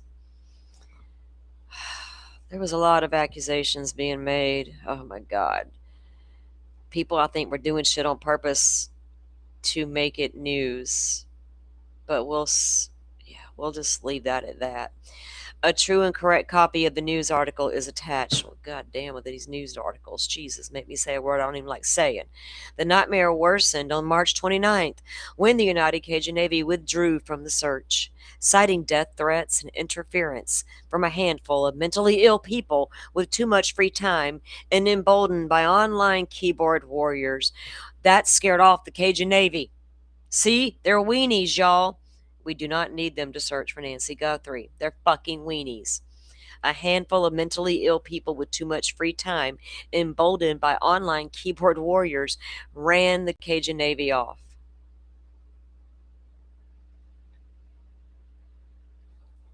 That's all it took was a little bit of bad press. Ouch. Gotta go. See ya. We don't need none of that. We gotta go save these hurricane victims soon. Hope we get a big one. Well, I promise you, if one pops up in the Gulf and I get it, I will not need you. Didn't need you when I was knee deep or chest deep in water either. Fucking survived on my own. Goodbye. I'll wait for them to come by with that helicopter and pluck me off the roof. I've seen it happen. I'm good. I'm not going to panic. I know they're going to come. Just get me to the rooftop and I'll chill. Don't panic, because that's when shit happens, y'all. Don't do it. You cannot panic during the emergency situation. Try to get it out of your system while it's approaching. Get all that nervous energy out. Just a word of advice in hurricane country. Get it out while it's approaching, because it's a nervous thing when they're approaching. But yeah, while it's happening, keep your cool. All right.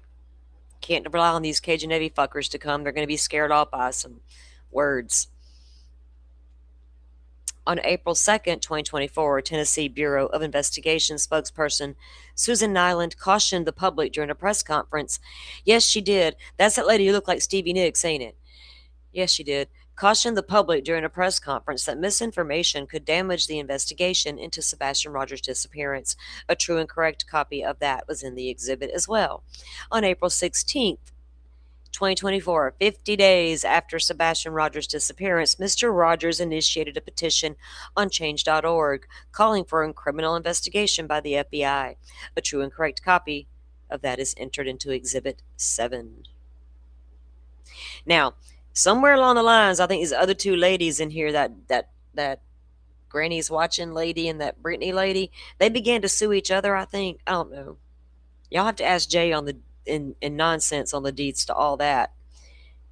This is just a little backstory on where it all began, right? How things got out of hand. Remember that allegedly Brittany, she's in this document. She's part of this lawsuit, alleging all this as if she's clean and free herself. We want the FBI to take over the investigation of the case of missing Sebastian Wayne Drake Rogers from the Sumner County Sheriff's Office. It has been 50 days since Sebastian has gone missing. No scent trail from dogs. Yeah, there was, all the way to the fucking pond, and he jumped in. Max did. Dove into the pond. Just the other side of that pond, car could have been sitting, because that cemetery is right there in that little bitty tiny Ward Road back in the Hicks. It's right there. Strange that a scent dog would beeline for the pond and then dive right in. So I don't know what they're talking about. No video footage of Sebastian leaving his mother's house. Really? You sure? Sure about that?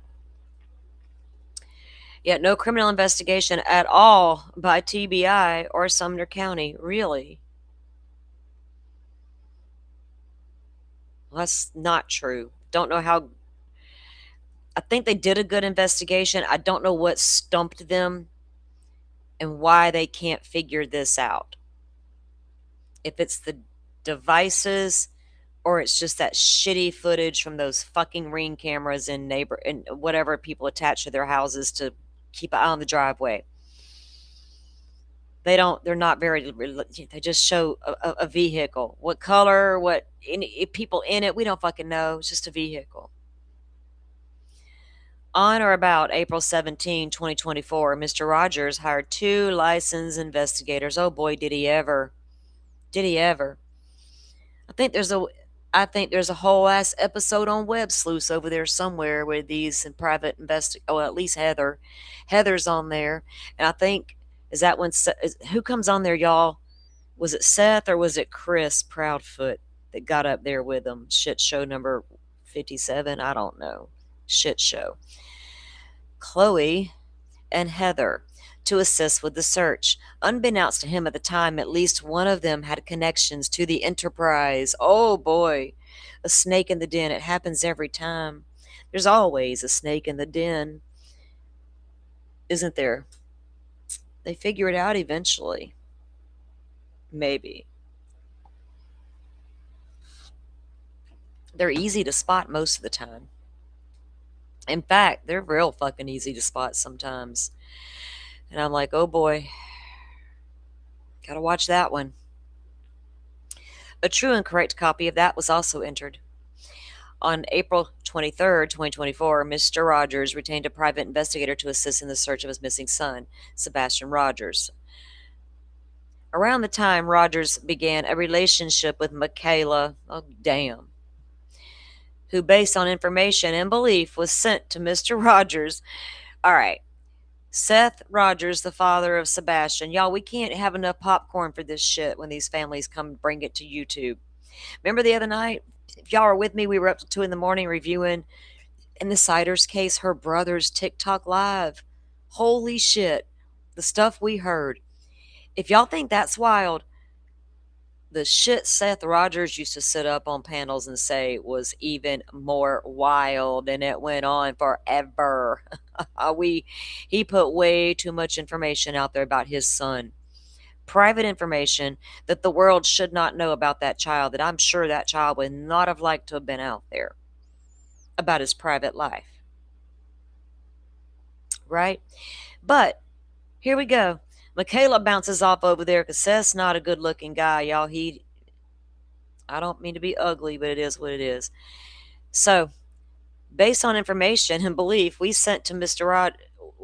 she was sent to Rogers with ulterior motive of using sex as a manipulation tool, similar to tactics employed by intelligence agents, but without any legal authority. What the hell?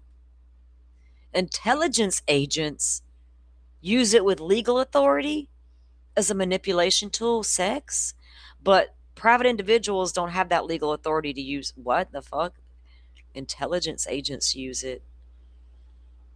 But Michaela did not have the legal authority to use her sex to manipulate Seth.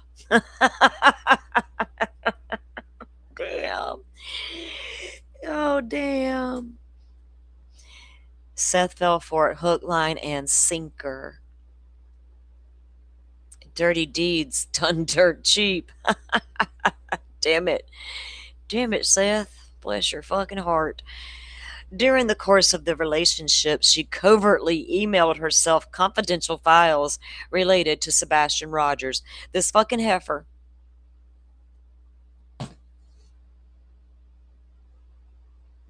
Confidential files from his father. About what? Y'all investigating if he really did it or not? If Katie really did it or not? Did he kidnap his own son? And is he framing Katie? He's got him hid out. To this day, I think some believe Seth took his own child and he's got him hid out somewhere. I guess whoever's helping him hide him out and Sebastian are all cool with that situation. I don't suppose the FBI ever staked him out and watched him to make sure, especially when that rumor was alive and well. They fucking took infrared into that house and looked into the walls to make sure that child was not in the fucking walls.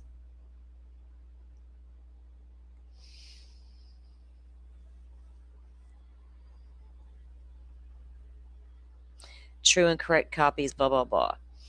On May 1st of 2024, Rogers retained Tony Mathis, on a pro bono basis to assist with media requests because Seth got real sloppy on the internet. Bad sloppy. Here comes Tony going ride in on his little, his little white horse and save the day. I'm over here representing this one family only because I knew his dad. We worked at the same company. And I'm like, hey, you know what? I'll be your social media rep. We sell cranes and shit, but sorry you're going through that with your son.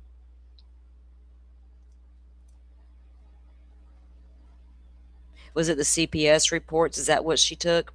It doesn't. All the CPS report stuff doesn't matter to me, right?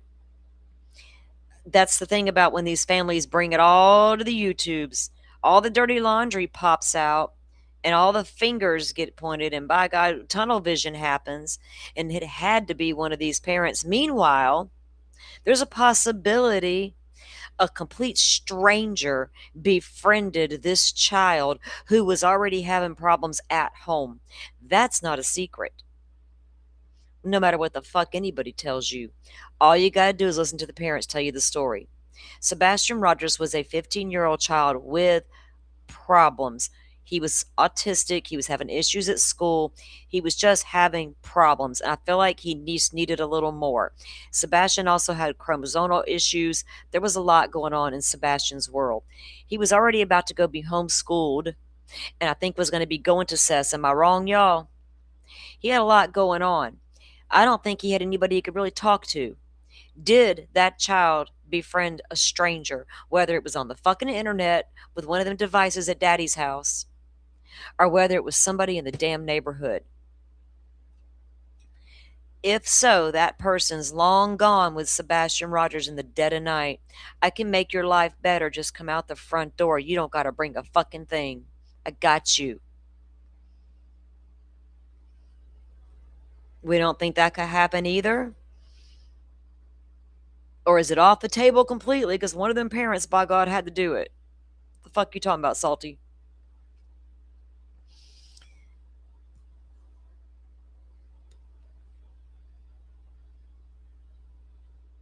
Child still missing. Even the hunters didn't find him once the next season came, like everyone suspected would happen. May 20, 2024, as the search for missing teen Sebastian Rogers approached the 3-month mark, his father Rogers called for renewed efforts and urged the FBI to take over the investigation, seeking a fresh perspective on his son's case. Blah, blah, blah. How many times we hear that in every case? What about the FBI? Big bad FBI. What about the FBI? What about the fucking FBI? Half of y'all hate them. Cash Patel, son of a bitch, with the weirdo.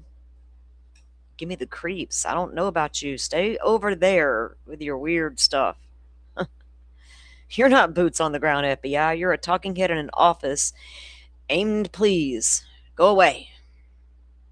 If I base it all on you, oh my God, I'm in for it. Just get the hell out of here. That's how I feel.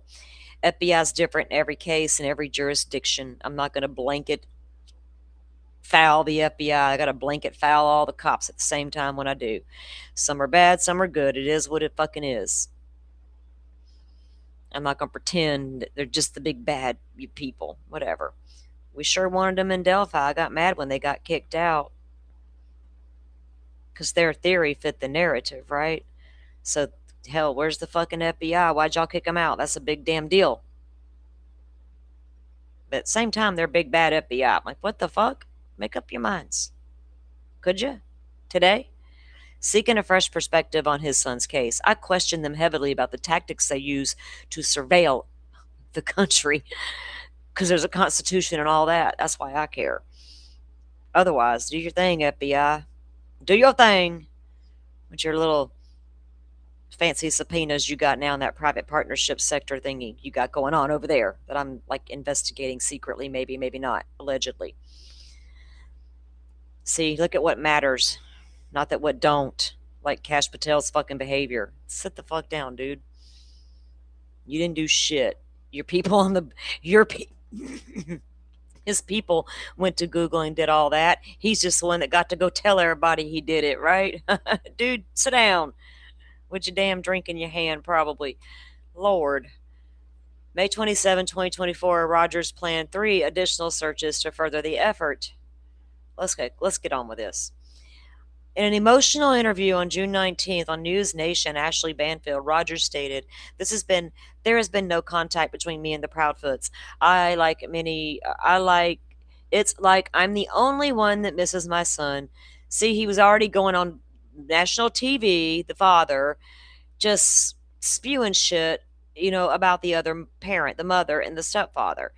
And that fueled a fire, right? And people went out and blamed that Katie. I don't care what people think. You're going to think what you think no matter what I sit here and tell you today or how I, present the case. I've done shows on it and the possibilities outside of the parents taking Sebastian because it damn well needed to be looked at. Because we're fucking blind if we think a stranger could not have lured that child out of his home. Where the fuck y'all been? Right? It's a possibility. Stop it. On July, WKRN Nashville reported on a search being conducted by Rogers. Yeah, it was all over. It's back and forth. So let's get down to these people causing shit. Because I'm done with this shit. Special Agent Bobby Simmons, Dog the Bounty Hunter. Okay. A true and correct copy of Nick on X. See, they were all going social media campaign, all the things. Just Karen Reedish, right? Yeah, all the social media campaign going down, right? Got to get the word out. Got to get the word out. Whether it's misinformation or not, here we go. Y'all tweet it. Y'all retweet. Y'all do the things. So they did. They went heavy out there, and it got ugly. On September 3rd, 2024, at approximately 1:11:17, Hatt emailed Bobby Simmons of the Tennessee Bureau of Investigations to begin coordinating efforts involving Dog the Bounty Hunter and all these people to go find Sebastian, to go search. Let me get down. Now, all of these YouTubers that are fighting today, a lot of them platformed Chris and Katie or Seth, or were at least on panels where they were also on panels, right? All talking and communicating. Cluminati developed a relationship with Katie Proudfoot and Chris behind the scenes. And she had them on her show and blah, blah, blah. Other creators were over there befriending Seth. See how it all got out of hand? So when people are wondering, why is this Granny lady and this BJ lady, why they're all mad at each other? It started with all this.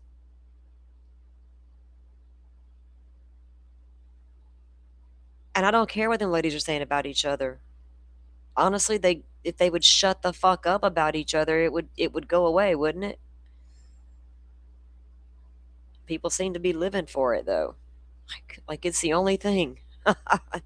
Meanwhile, Sebastian Rogers is still missing.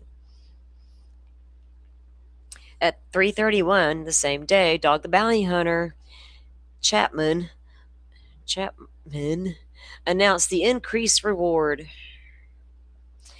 Then on the September 5th, Bounty Hunter and Rogers and Mathis appear on News Nation, Ashley Banfield, declaring that their belief Sebastian was alive and would be found. A true and correct. So alive, so what did Katie take him somewhere and leave him, right? I thought Seth was the one that took him somewhere and left him, and it's Katie now. You know what I mean? It's ridiculous. If Katie Proudfoot pulled off unaliving her own child, damn girl. If Annie Guthrie pulled off abducting her own mother along with her husband, damn girl.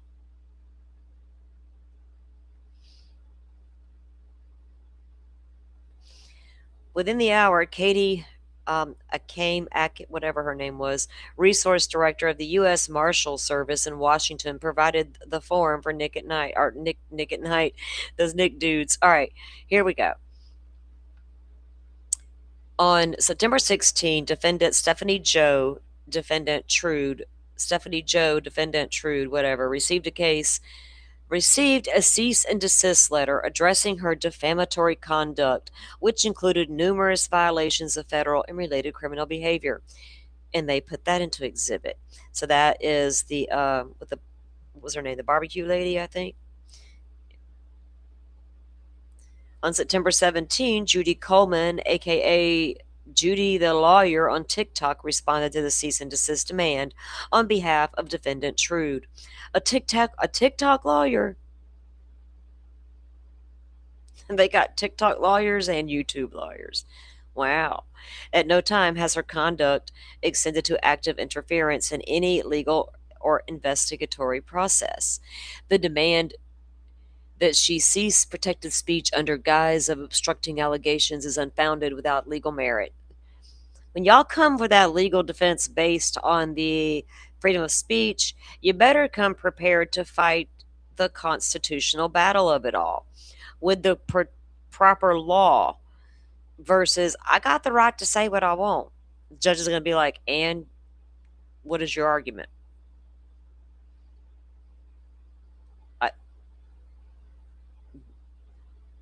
What the fuck?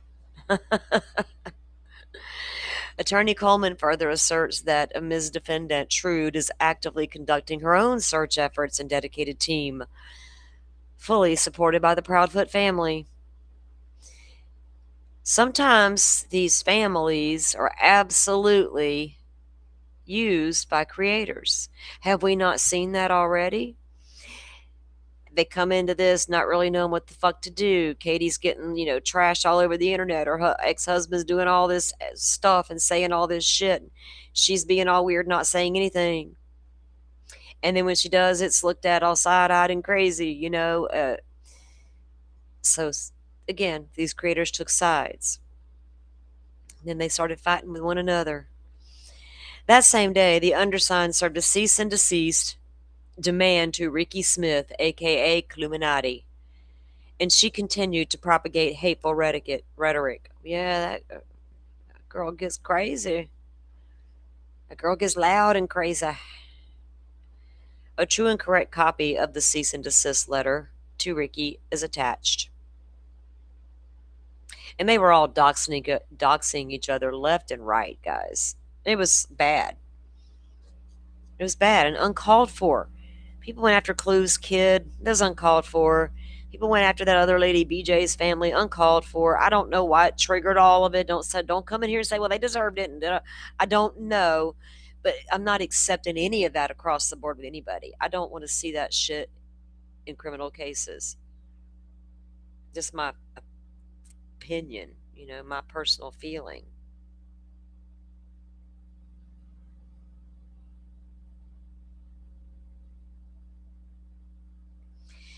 Angel, if falling in a muddy pond doesn't stop. What if Sebastian got in a car at the pond?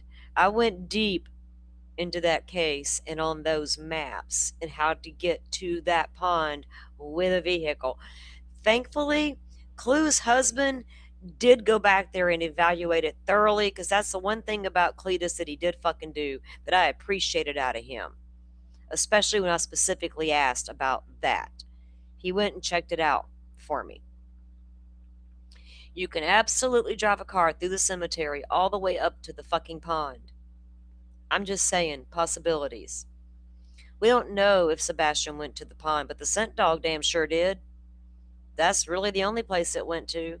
Go watch Michelle. She covers that shit beautifully and factually and honestly, and shows you how she got there. That's what I love about Michelle.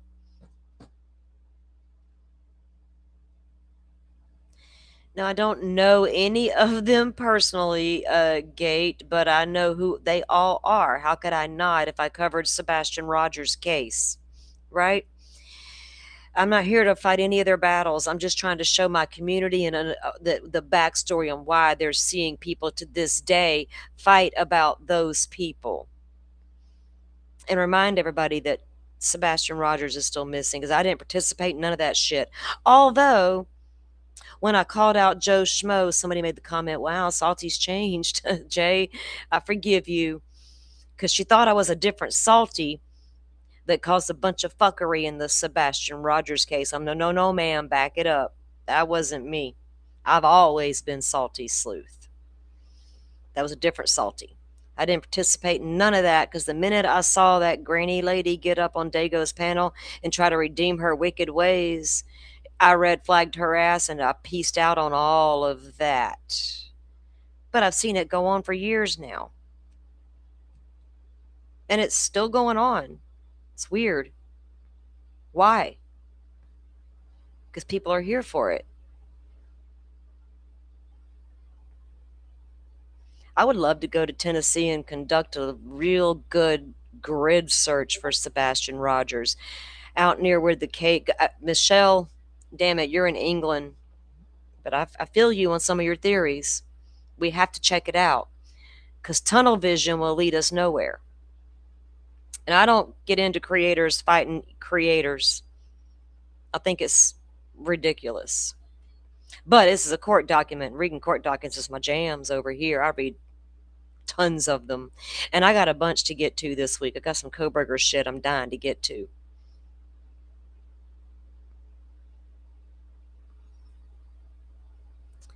Shortly before 8 on September 17, 2024, what is this? I forgot. The evening I undersigned the reckless just behavior and all this shit, right? So just going after each other is crazy. Shortly before 8, September 17, 2024, I have never made a post or video of any kind of Sebastian Rogers. Okay, I was here for all of it. I know who posted what, who was doing what, who was saying what. It was insane.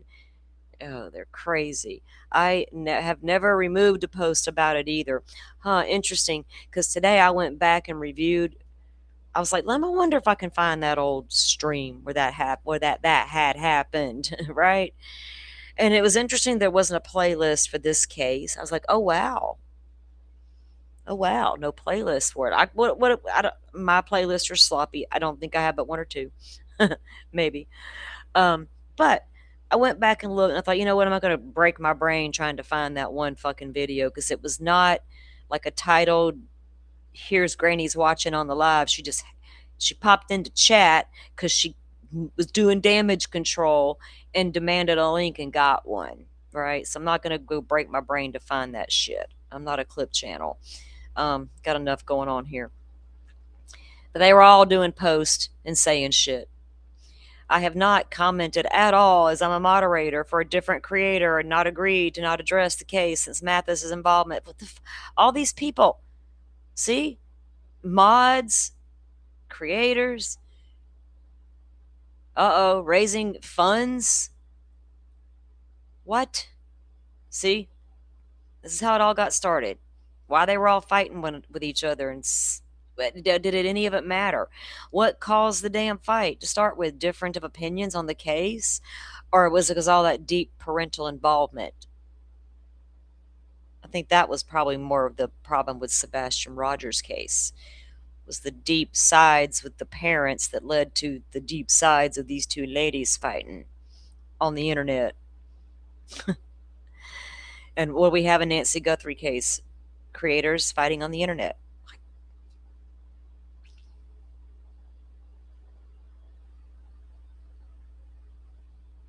Delphi case, creators fighting creators. Idaho 4 really wasn't really creators fighting creators. They don't really go after each other, but damn, there's a lot of mudslinging in that case. It's on a different fucking level that is incredibly harmful to victims, right? So it's always been its own thing, Idaho 4. I call it the Idaho 4 effect. I don't know if there'll ever be another Idaho 4, honestly. I hope there isn't. I pray there isn't another Bryan Kohberger out there. Between September and September 20th, 2024, defendant Trude and locating legal counsel, defendant, and all this shit. So y'all see how they all went after each other? The individuals featured are Brat Norton. Miss Brat Norton wreaked havoc in the Idaho 4 case of her little messy ass TikTok self. Little influencer. Didn't you, honey? Talked to Howard Bloom behind the scenes and turned over tons of text messages and private messages between you and Steve Gonzalez, the father of Kaylee Gonzalez.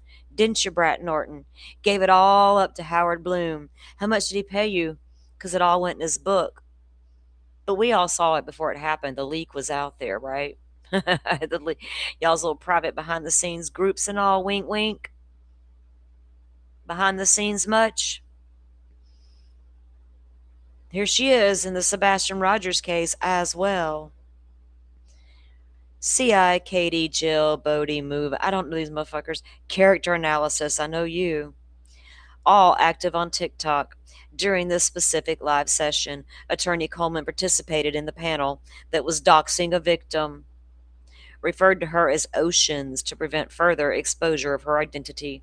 During the live, it was stated that someone supplied them with the info on Chase and Tony. Oh, Chase and Tony. Oh my God. Messy Marvins.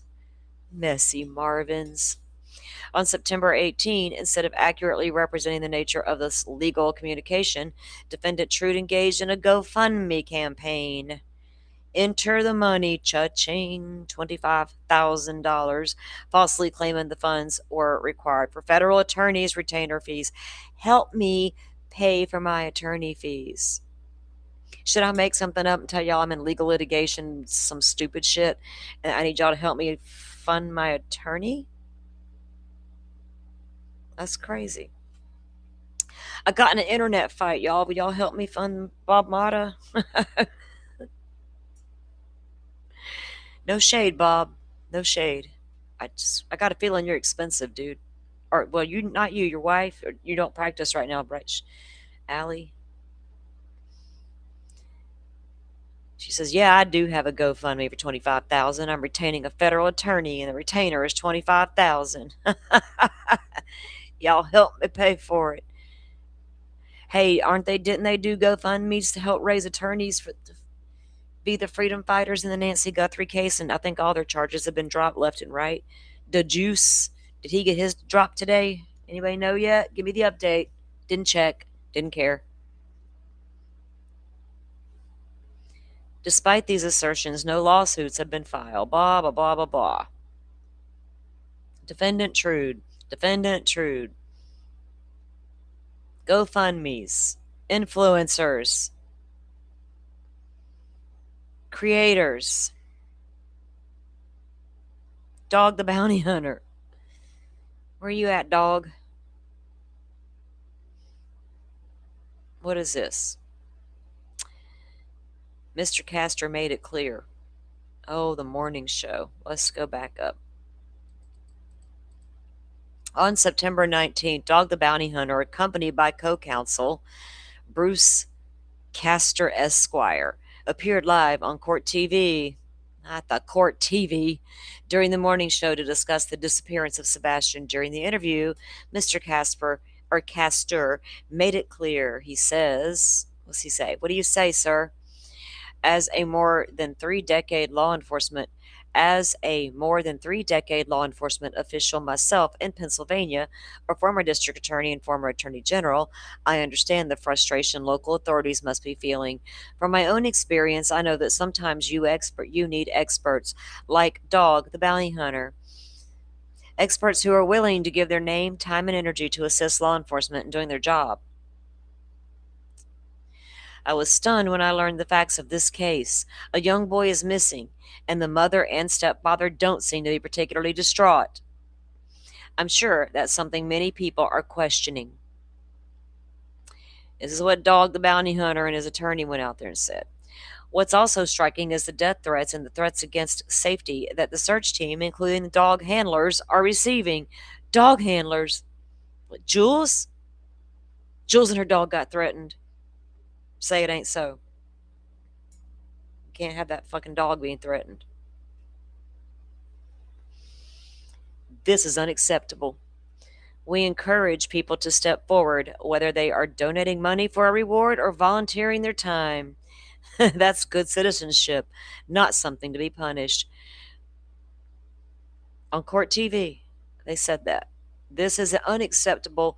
We encourage people to step forward, whether they are donating money for a reward or volunteering their time. Good citizenship.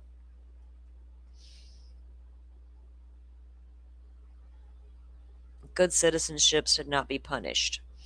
Yet some individuals are behaving in ways that, in my opinion, are not good conduct. The people involved in this case, the dog handlers, the team,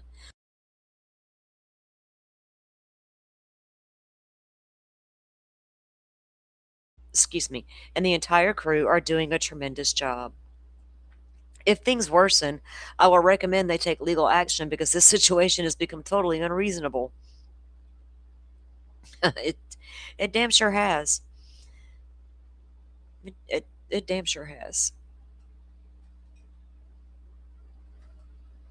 Mm-mm-mm.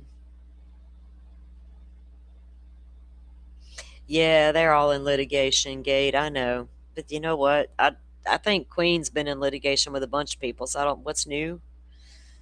You know, Bullhorn. She's not new to the litigation. I think they've been fighting for a long ass time. Actually, I don't know.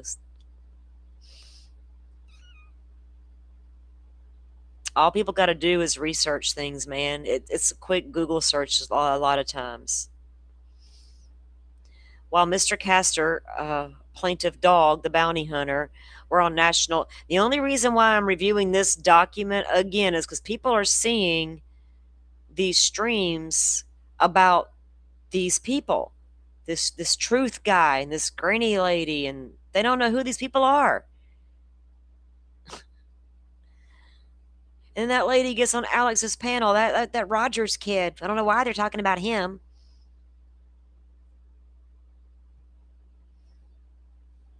Or Nancy Grace. Lady. His name is Sebastian Rogers. And his case became a fucking hot mess because of this bullshit that we shouldn't give a fuck about. We should care about misinformation, and we should care about facts being presented, and we should absolutely care about creators going all fucking real life on one another and behind the scenes to drive a narrative. That's what should be bothering us, in my opinion, because that's what bothers me.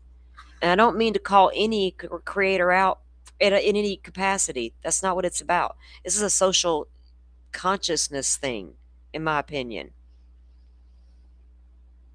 That's why I don't do the crazy ass thumbnails and titles. I don't know how to do that. It's not part of my nature to even want to do it that way. And if it hurts me as a channel, then it fucking hurts me. Y'all hit the like button, please. Get it out there, because God knows my creative ways ain't going to get it out there to the algorithm just by that thumbnail and title alone. These reports spiraled into outlandish allegations suggesting that Mr. Hat had made repeated contact with Christopher and Katie. Even more bizarrely, he traveled to Tennessee with Dog. Yeah, what? He traveled to Tennessee with Dog the Bounty Hunter in an attempt to kidnap individuals and inject them with truth serum. The hell? I remember that shit. All in a supposed effort to extract confessions. Y'all,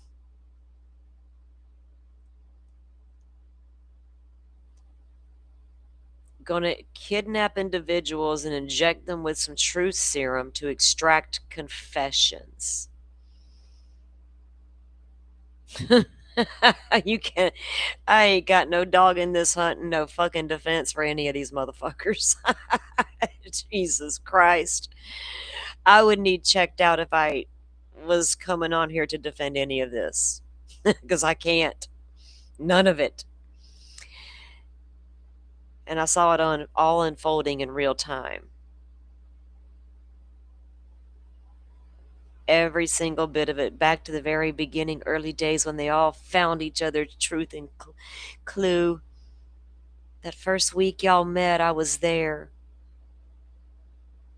And I knew of Cluminati before Sebastian Rogers because she wreaked some havoc over there in the Idaho 4 case and blamed Ethan Chapin's mom for a lot of stuff without merit or any evidence.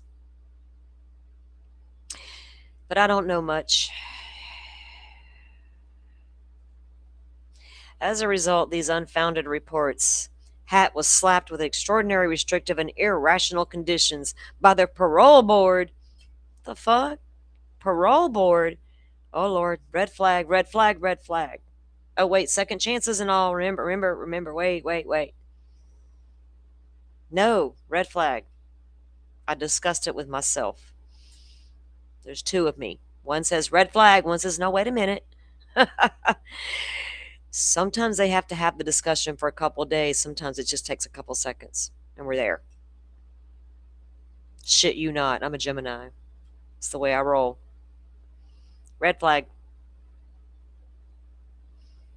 Got the devil on one shoulder and the angel on the other, and you know which one. It's kind of like one day I'm your defense attorney and one day I'm your prosecutor. That'd be why. Oh, Lord. Parole boards have entered the picture now. Federal agencies. No. Hatt's role in assisting with the search for missing child effectively barred from collaborating with very entities. So they're all like, you got me banned from this, and you got me that, and you got me. None of y'all was going to find this child to start with.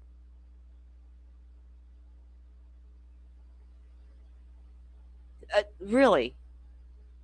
And what happens over there in the Nancy Guthrie case when them cases going super hard that Annie did something? What if you're wrong?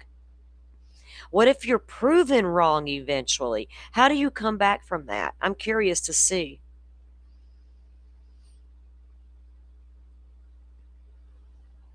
I'm real curious to see. I'm kind of like waiting for it. You could be really right the whole time, but you could be really dead ass wrong at the same time. Adding to the insanity of a second order was issued. Good Lord. Barring Hatt from contacting the Proudfoots and his family in any form. Like I said, Chris and Katie had to. There was a lot. Chris and Katie shouldn't have put themselves out there so much, I don't think. And then none of this, they may not have had to go that far.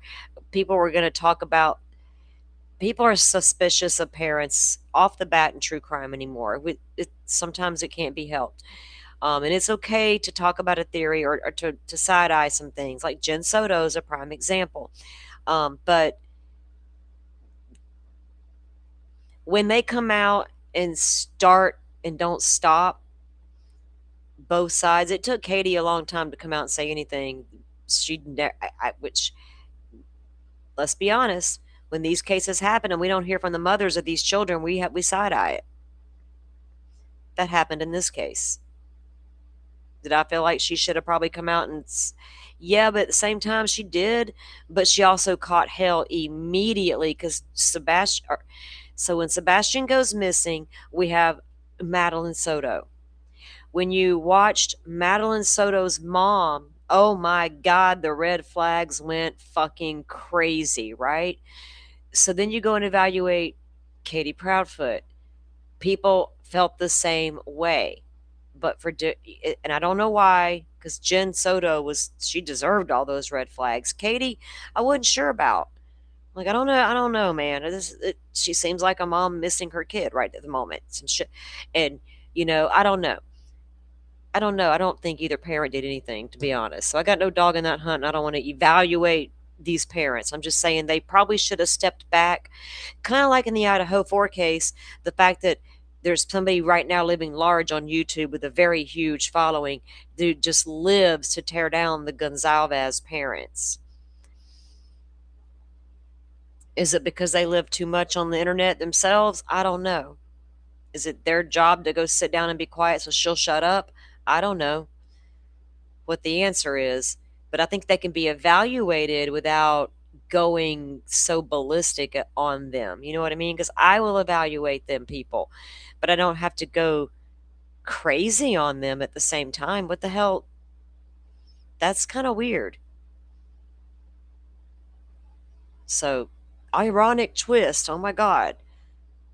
We got an ironic twist happening. As noted, plaintiff, whatever, I don't read that shit. What makes this all more ridiculous is the fact that there had been minimal contact between Hat and the Proudfoots. Minimal. You had enough people doing it for you, sir. No more than 3 calls in total. No more than 3. And in an ironic twist, several of those calls have been initiated by Chris Proudfoot himself. Blah, blah, blah, blah, blah. See? Malicious parties feeding into the narrative, restrictions, bounty hunter at night, Tony Mathis, cease and desist demands, certain content creators. See? And we're seeing the same thing. Y'all get the gist. I'm tired of reading this bullshit. That's where a lot of that started, with those particular people. And I don't know why it goes on today. I get it. I guess because they all got so invested in it, and friends and all that. And I don't know, but it's apparently still a thing. But so sit that down for a minute, right? All of that. But that's how they got there and why they got there. And we see the same thing playing out in the Turtle Boy situation, and that lady Macchiato, whatever they're calling her, and how Jolene did her thing over there, and that lady gets mad, the Jessica chick, and now, what are y'all doing? We're seeing the same thing in the Nancy Guthrie case. Now, I don't know if there's anything people can do to change things, right? But I think I just bail out when it becomes to that. I just hope it stops in these cases going forward. So I don't got to hear weirdos on a panel not even remember victims' names, but yet they're all, and won't just silence everybody else on the fucking social media because she got weirded out for her first time coming to true crime, but sits there and supports a panel full of nobodies. Legit nobodies. No more than the rest of us. So I don't get it. And I don't take it personally, by no means. I don't need people like that in my community. I don't think we want them. But my whole point about all of it is, and everything I'm seeing, it's sad that it got to the level, and these people have got to the fights that they've got to the level they all got to. And all the doxing across the board and nasty shit that gets said about each other, and how many people show up for it. And then all I can do halfway through a lot of that is start thinking about the victims. I get bored. I'll start watching some of it because it's like shits and giggles, whatever. And yeah, I agree, this is shit, needs to be called out. Maybe we'll get that right person will notice and be that one to walk away, right? But so there's a lot of good channels out there that call out the ugly side of this space. But at the same time, it's that fine line of getting involved with it, right? Staying out of it.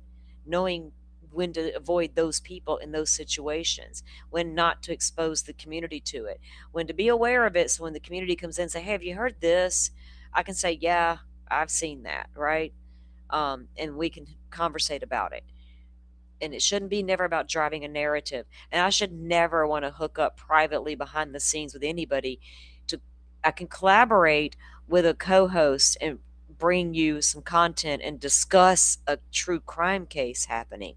But to link up behind the scenes and come up with shit and do shit and figure out ways to do shit, I don't want none of that. That's a weird place to be, and that's not who I am. And you can tell it happens, and it comes out eventually. I've solved that with the content, that even like with the Jolene and them, that's where I see how you see it coming out, because I don't watch all that. I never watched all those Karen Read people. I avoided Karen Read trial 1 like the plague. I shit you not. Oh boy. But Karen Read 2.0, I streamed that trial and I avoided everything pre-trial I could possibly. I wanted to see the evidence. How these attorneys are about to battle this out in court. Let me make up my own mind. I did not need all that influence and social media influence, because I knew Karen Read 1.0, that case was going to get real sloppy with social media and would probably be the first time it ever got that way. And I don't know why I saw that coming, but I did. And oh man, and when I saw it all for the past few years and how all that got, and this is not about Karen Read's guilt or innocence. That case is over and done with. It's about the social media fallout, right? And the influencing of the communities and the taking of the sides. Y'all not see a pattern with these cases? What are we seeing here? Is it just me?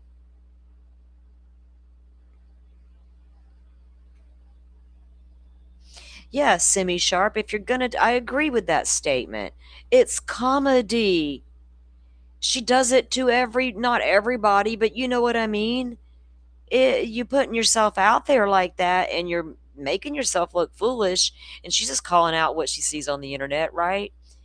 And it not like calling it out, but going at that comedic angle with it. And then that lady gets all butthurt about it, I guess. But all you got to do is talk about me, bro, and you're on the list. Now we're targets. Now we're targets. That shouldn't be a thing. It just really shouldn't.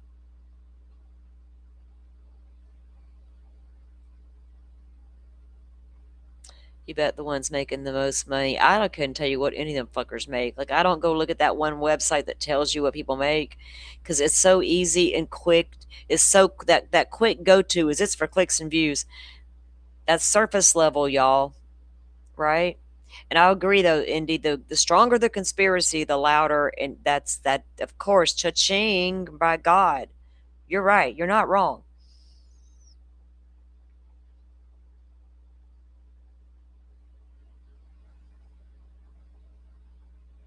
Seth mentions a lot of things that were strange, okay? Seth told us about his boy's private life shit we didn't need to know. Strange that Seth said a lot of things. I'm surprised that man could speak half the time he was on the fucking internet with slurring ass words. I'm sorry, you don't need to come out here slurring your words trying to get the word out about your missing child. That's too much. It's not a good look. I judged you based on that alone.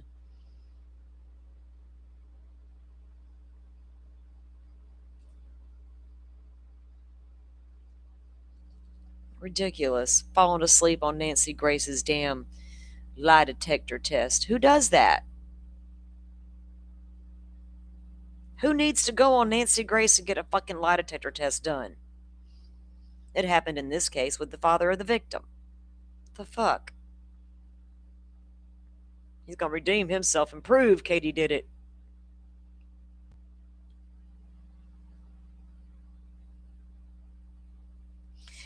Laws need to change in the U.S. where you can only report facts and you can't get involved in cases.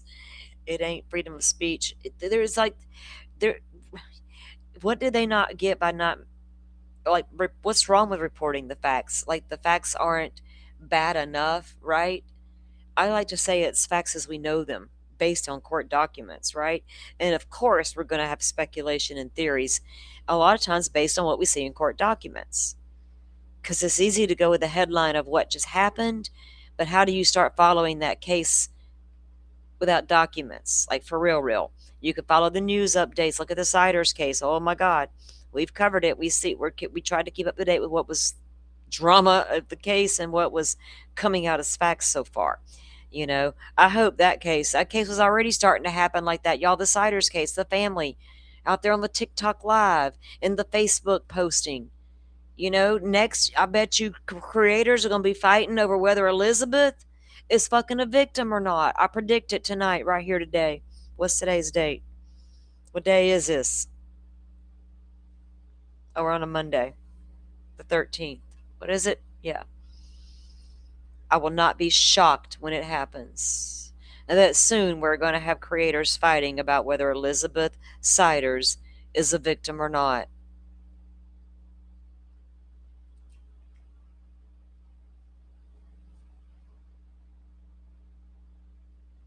Well, Seth made it known, Carrie, that he was prescribed all that medicine for his shoulder.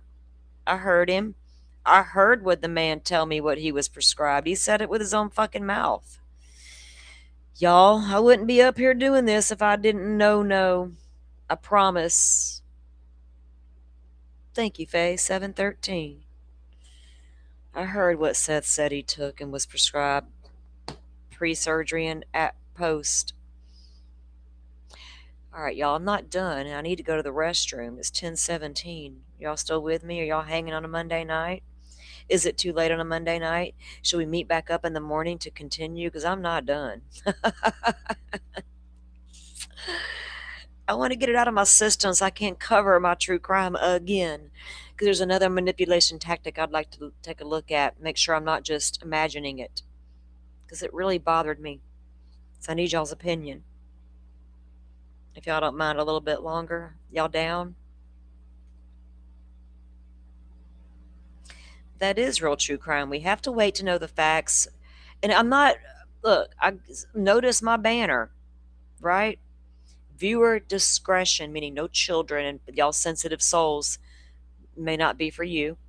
Coffee and crime, conversations, facts, opinions, and theories. I got it going slow because if it goes too fast, I'll get like motion sickness. Bear with me. I have to look at it when I'm on my screen, and if it goes too fast, it distracts me and gives me motion sickness. Weird, I know. So I made sure it's slow. Everybody can read it, viewer discretion and all that. In case that lady's kid is watching, see, I did that for people like her. If you're watching this, you shouldn't make sure the grands and the littles are down for a nap or down for the night, even better. Get us on the replay at the end of the night when the babies are down.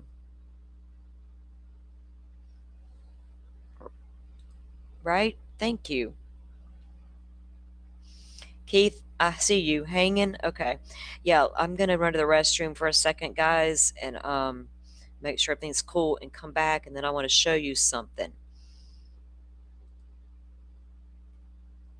If y'all don't mind. Let me see. What do I got back here? Hold on. Wait, I got that thing. All right, y'all. I did not do our fancy song yet, semi upgrade.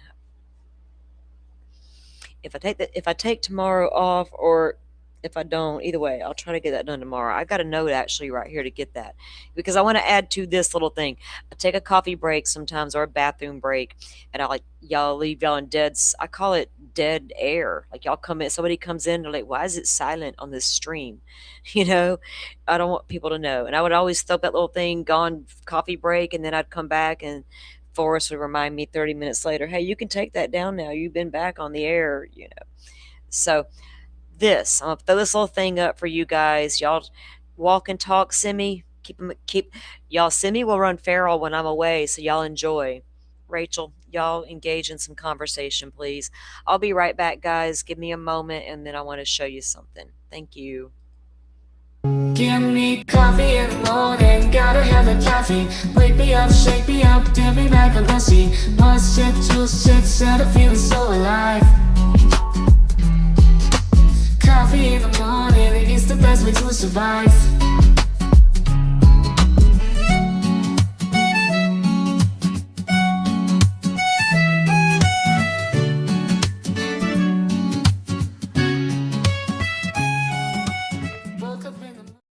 Give me coffee in the morning, gotta have the caffeine. Wake me up, shake me up, dip me back on the seat. Must shit to shit, set a feeling so alive. Coffee in the morning, it's the best way to survive.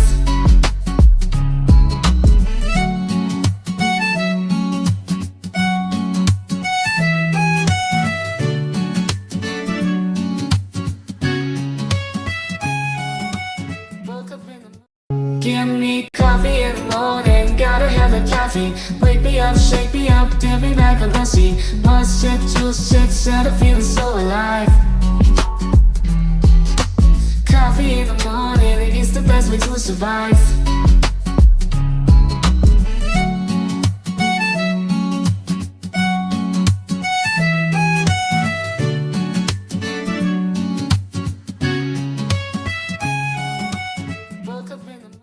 Give hella coffee. Wake me up, shake me up, dim me like a lussie. Pause shit, juice shit, set a feeling so alive. Coffee in the morning, it's the best way to survive. Okay, that was my old intro song in case y'all missed it. I need to get something added to that though, so when I'm away for a second, it's not like on repeat or whatever, the same. I don't want it to be boring. But y'all, thanks for giving me that grace for a moment. Hang on here. Yeah, walk and talk in honor of Miss Shorty. How's she doing over there? Okay, let's see. Yeah, you do. Thank you, Mora's mom. You do miss it. I miss it too. I would always sing along to it. You know what I mean? I would sing along to it. So maybe when I do morning shows, we'll bring it back, right? For the morning shows, for old time's sake. But yeah, that's our coffee break song. So y'all, you're welcome. It's snazzy. It's jazzy.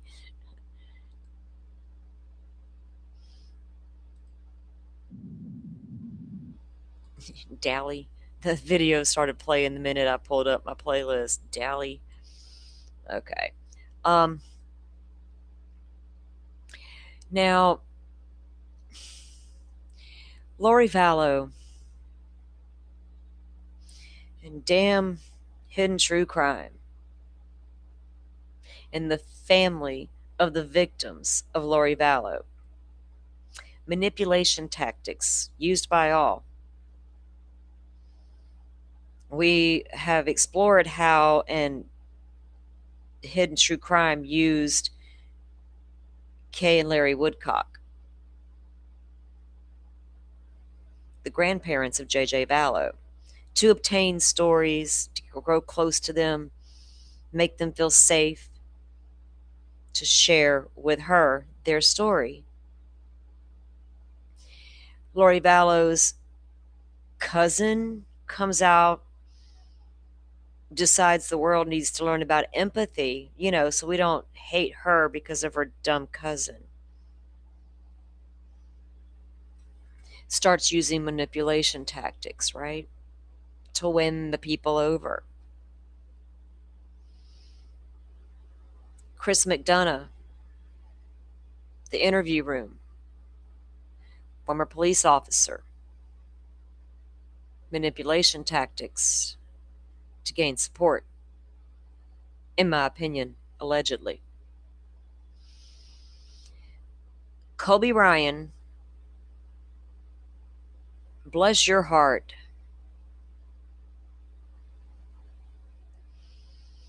I saw a lot of drama over the weekend, serious ass drama.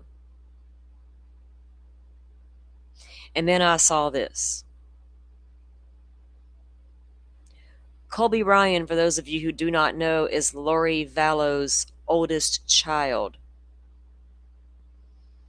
His mother murdered his little brother and sister, along with her boyfriend Chad Daybell and her brother Alex. It was a family affair. So Kobe Ryan, just like Cresha Easton, are victims of Lori Vallow. They've tried to express what it's like to be victims in these cases. They've tried.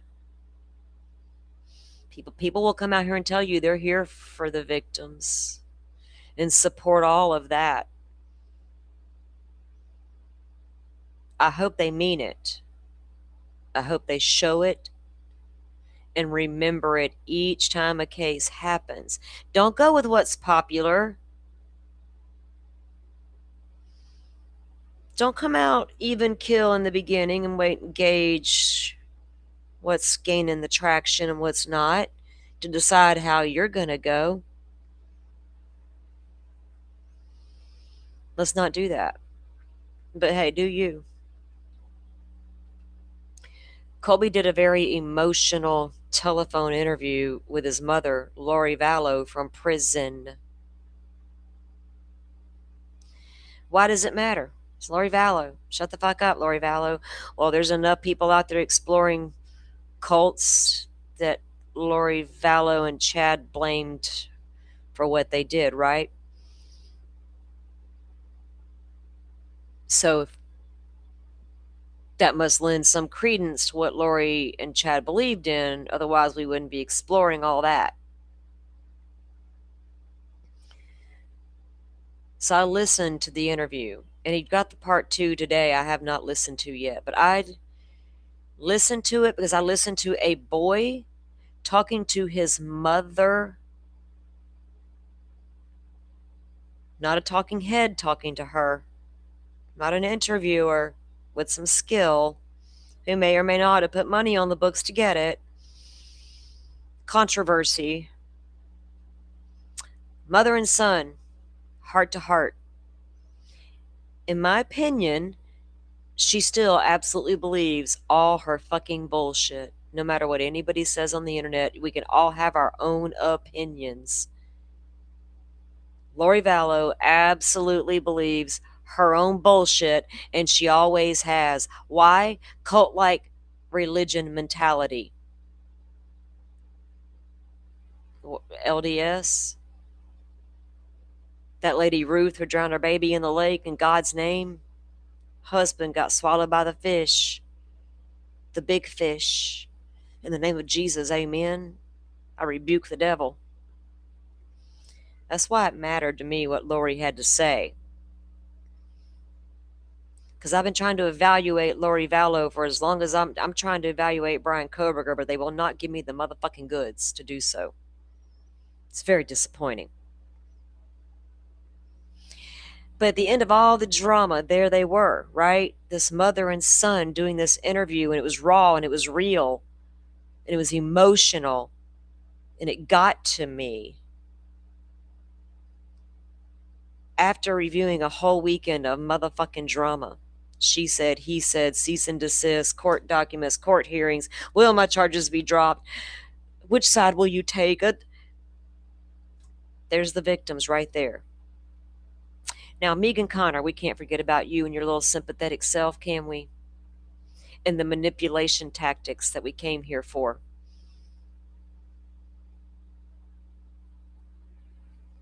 I'm going to play you just a little bit of her dreadful ass, because I can't stomach her for long. Fair use and all that. Oh, does she strike people too, like the Lauren Matthias lady does? I don't have one. Was it 3 year out? Would it be worth it?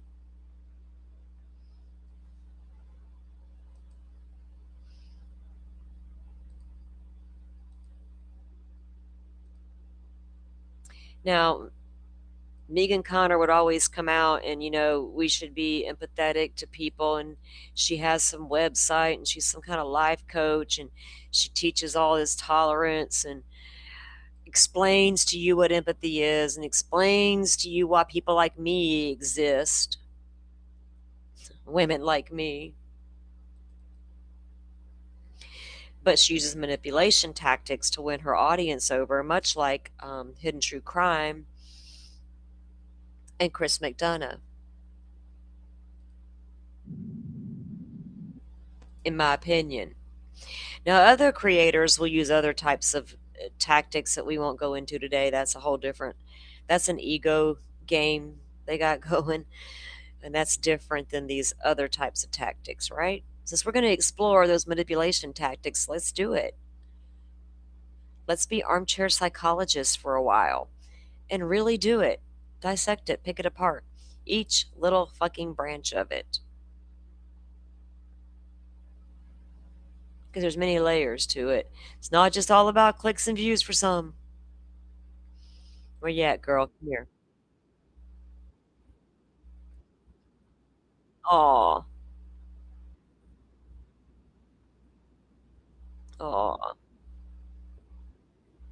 Now, hang on.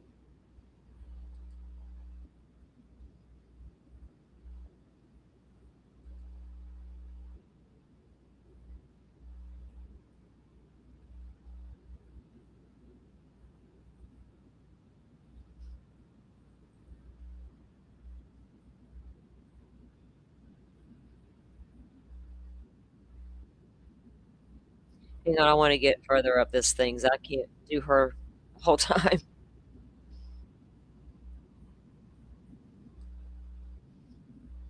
Yeah. Oh, okay. She's gonna. Okay, here we go. She just said that word. Family dynamics. God dang it.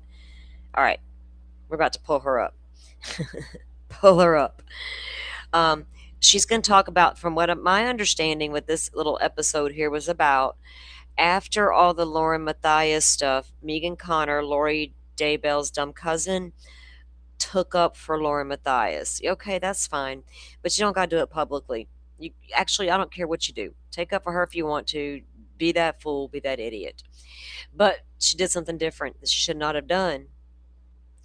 When Kay Woodcock and Kresha felt some type of way by what was exposed, what Lauren said about them and did, and they chose to express their freedom of speech and go on a YouTube live together to talk about it, Megan and Web Sleuth got highly fucking offended.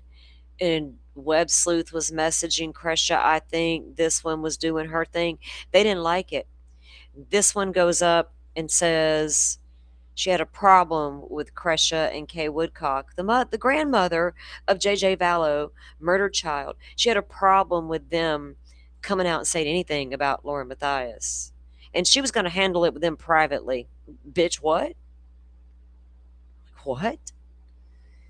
You went out and said that you're going to handle it with them. You don't like them speaking out, but you're Lori Vallow's dumbass cousin living large on the internet with your little programs, teaching women about some empathy, feeling some type of way about women like me. Okay, here we go with your ass. I'm going to show y'all, just because it's manipulation tactics, before we move on to what's his name down here. We're going to get to you in a second, dude. Don't you worry. Because I just felt weird when I seen that, and I can't help it. All right, I'm going to mute out. Let her tell her little story for a second, and then I will have something to say. Actually, I'm going to take the puppy out super quick, so I'll join you guys in the chat while I do that, while she's talking while she's talking. Damn it.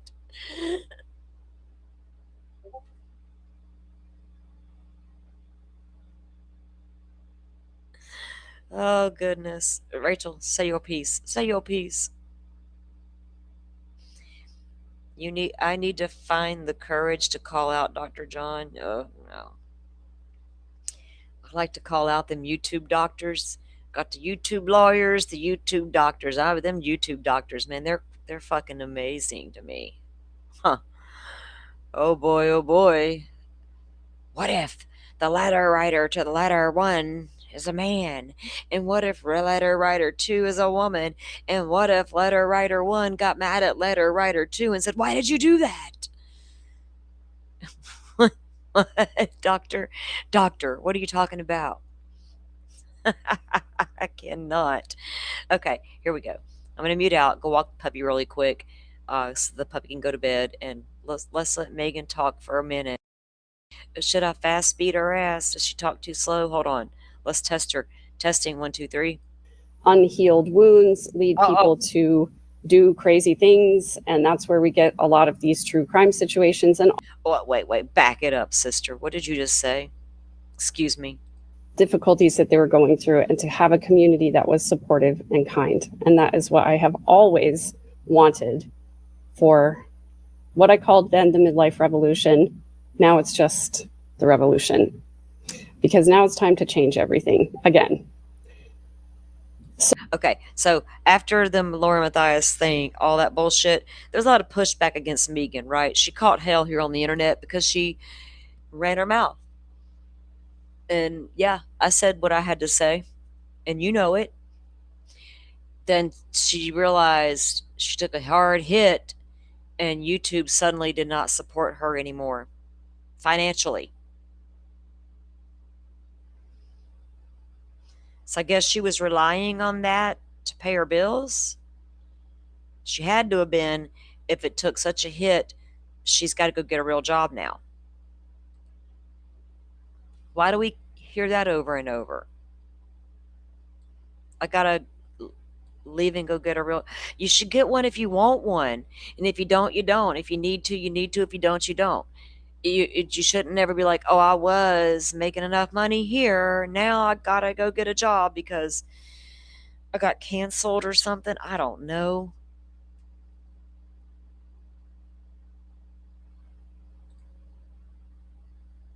We'll do 1.25. If it gets too fast, my ears cannot compute because I'm like almost totally deaf in one ear. The words will become mumbled and jumbled, and I'll be like, what the fuck she said?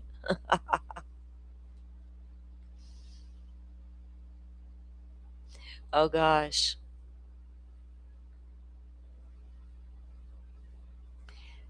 My feral girls. It's okay. It's okay. We like it.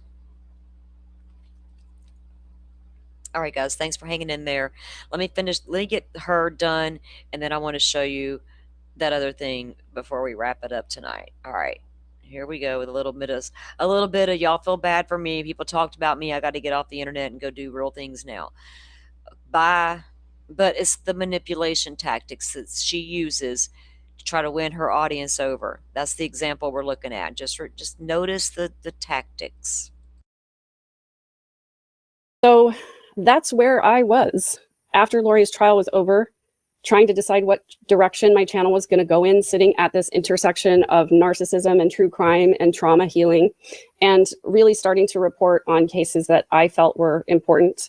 And part of the conversation was, unhealthy family dynamics, unhealed wounds lead people to do crazy things. And that's where we get a lot of these true crime situations, and also around protecting children from, CSA, and also being an advocate for DV survivors, as I am one myself. So that's kind of where I was sitting when my friend Lauren went live and talked about a situation that was very troubling and traumatic for her. And I was there to witness some of what happened to her and her producer, Grayson. And, Lauren being a close friend of mine, and also me having some commentary because I witnessed some of this stuff, and recognizing the unhealthy relational dynamics of the women who were involved.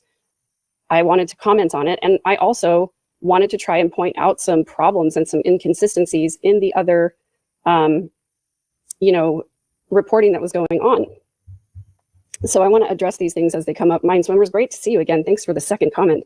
You haven't earned the right to claim to be a life coach just to get the grift. Are you broke?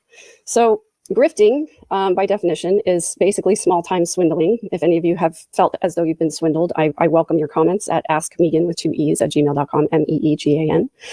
When I decided to do coaching, I decided not to become certified because I looked at all of these different certification programs, and it looked like a lot of them were charging hundreds or even thousands of dollars for people to come in and have a framework around how to run a coaching business, but not really giving them the tools and the information that they need to interact with people when people are, having a hard time with things.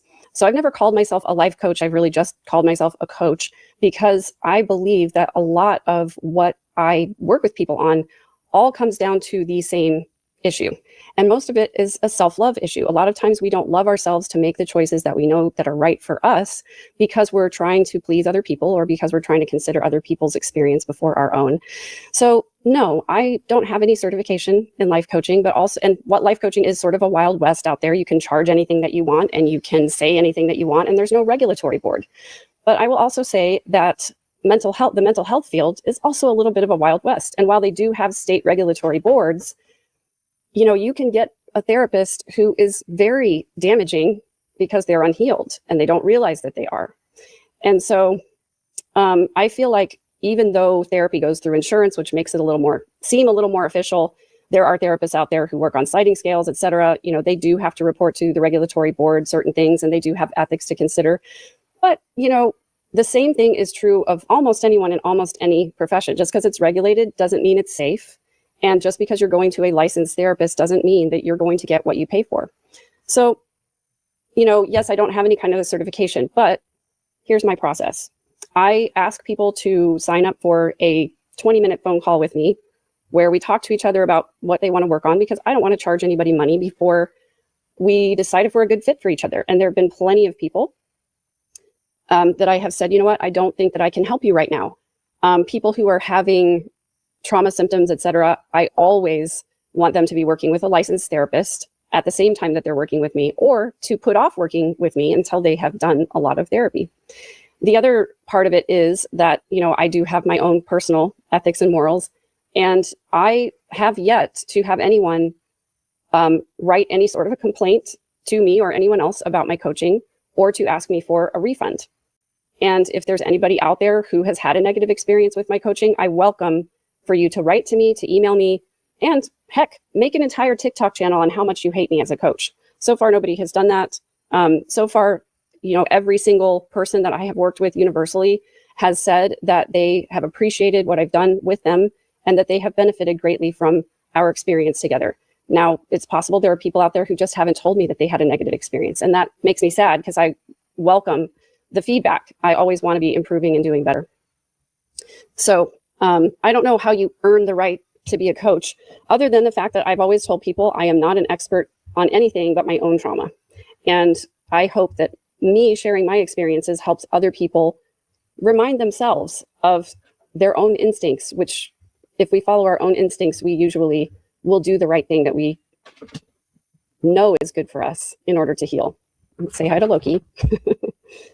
Thank you so much. Just call me Kim for the super sticker. I really appreciate you. I know you've been around for a long time supporting MX Funky. It's good to see you as always. Appreciate you too. Thanks for being here.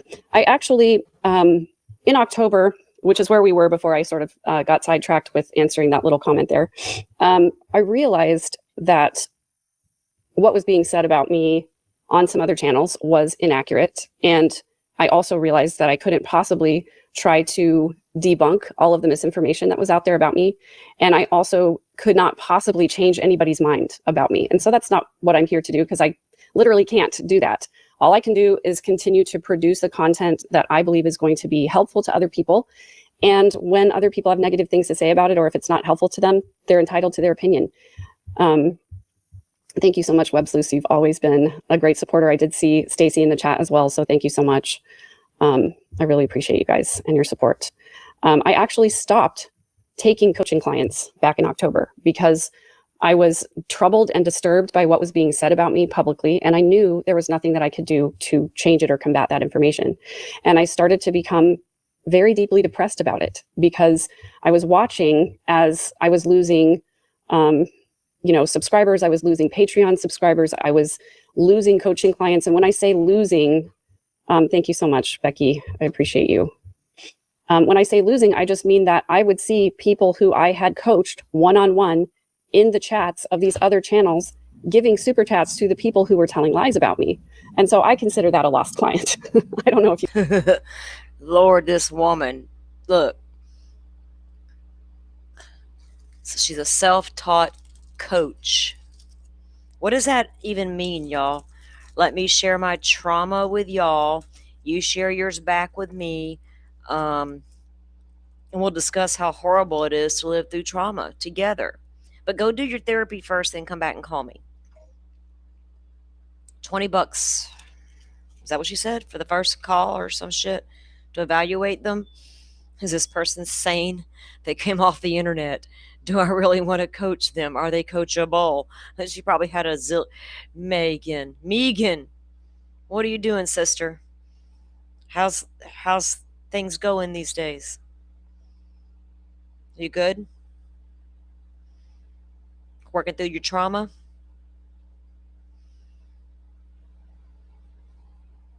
She had a handful of her own trauma, apparently private trauma, outside of her dumb cousin Lori Vallow. All the trauma she brought to the family. Sound like a very dysfunctional, traumatic family to grow up in. That's my whole takeaway. I've seen the other relatives podcast once or twice. Pieced out on that shit real quick, like.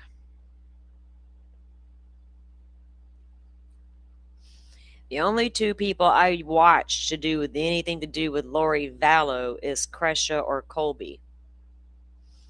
The family members involved, those people. You're just a relative of the lady who did it all. and people probably would have given you grace because you can't be held accountable for what Lori did, but you absolutely use Lori every step of the way. That's what you built your everything on, was Lori Vallow. Child killer. And at the end of the drama-filled weekend of all the people fighting on the internet, I saw that interview between Colby and his mama. We're getting rid of you.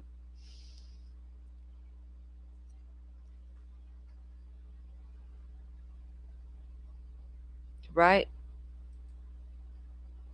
I wonder, Forrest, how much she's getting sent these days. You know, I don't even know if she's still online. I doubt it. I haven't seen her around. And the few times I reconned over there at Trisha, the old lady, old bat in the hat, just bullshit, I didn't ever see her in chat, right? But I don't go over there a lot, so I might have missed something.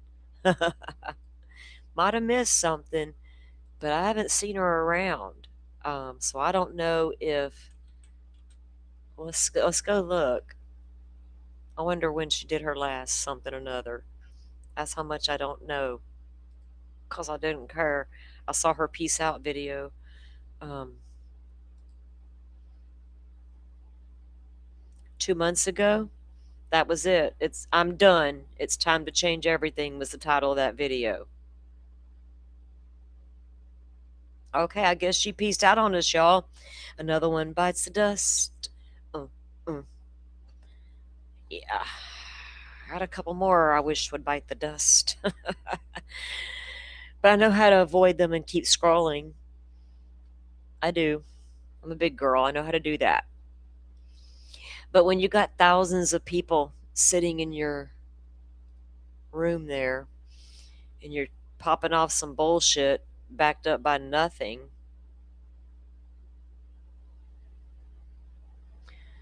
wow, Web Sleuths is live right now. You're about to hold your big end of the world party, aren't you, Heifer? Celebrating the fact that Chad Daybell was wrong about his end of the world date, the guy who murdered Lori Vallow's children right along with her. You're reviewing Colby Ryan's mama's interview tonight? Wow. Tone deaf much?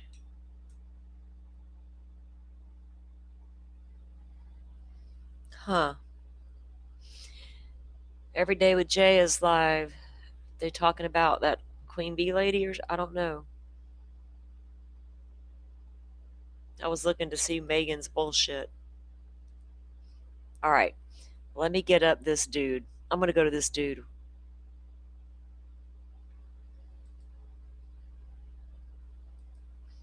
Manipulation tactics. Let's keep it going. All right. Where's he at? Where are you at?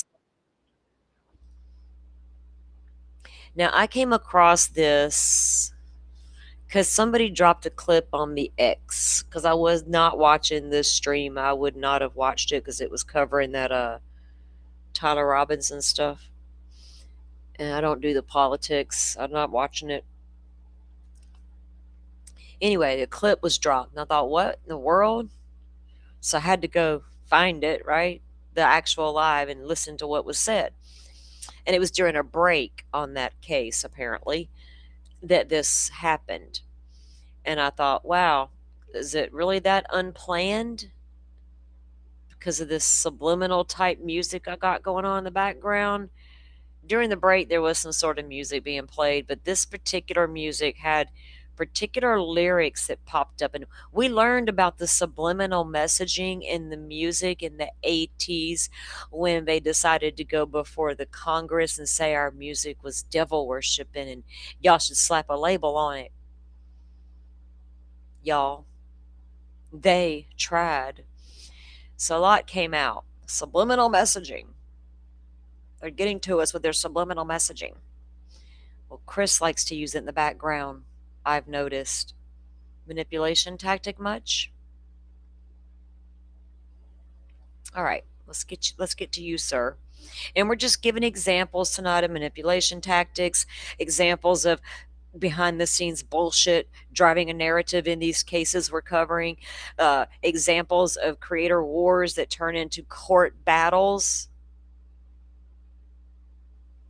communities taking sides and slinging mud, doxing. I don't want to be a part of this world if that's what it is.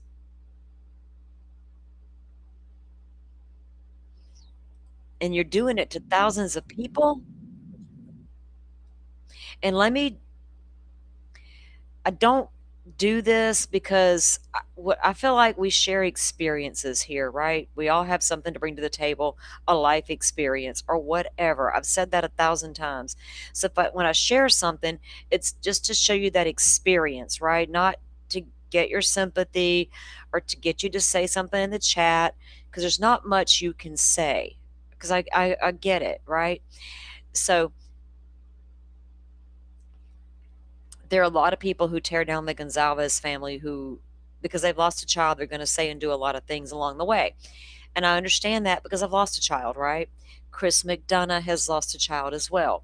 But what I will not do and do not do is sit up here and use the fact that I lost a child to garner your sympathy and gain your support, and to make you think I'm somehow holier than thou and superior because I survived it. I share it because there might be somebody out there experiencing the same thing, or who has experienced it and needs to hear they're not alone, actually. Oh, wow.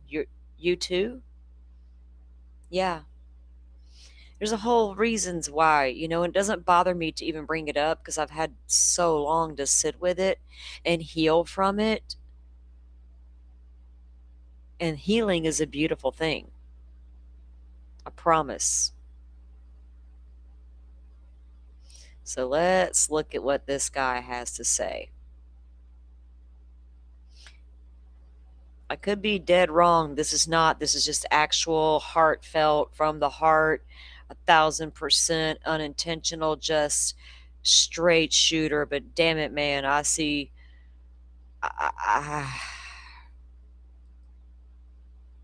Especially seeing how hard he's going. I don't care what anybody says. Going hard for Annie and Tommaso over there on this channel. And that's okay if that's your theory. But you're going so hard it's created tunnel vision. And what if you're wrong? And it can be proven to be wrong without a doubt in a court of law at some point in time. What if? How do you come back from it? How do you justify what you did and said? When it no longer becomes a theory or speculation, it's becoming fact. All right, go ahead, sir. A kid living in Kailua. I went to phone call in the middle of your stream about Tyler Robinson. I went to Hang on, I'm getting a phone call at the same time.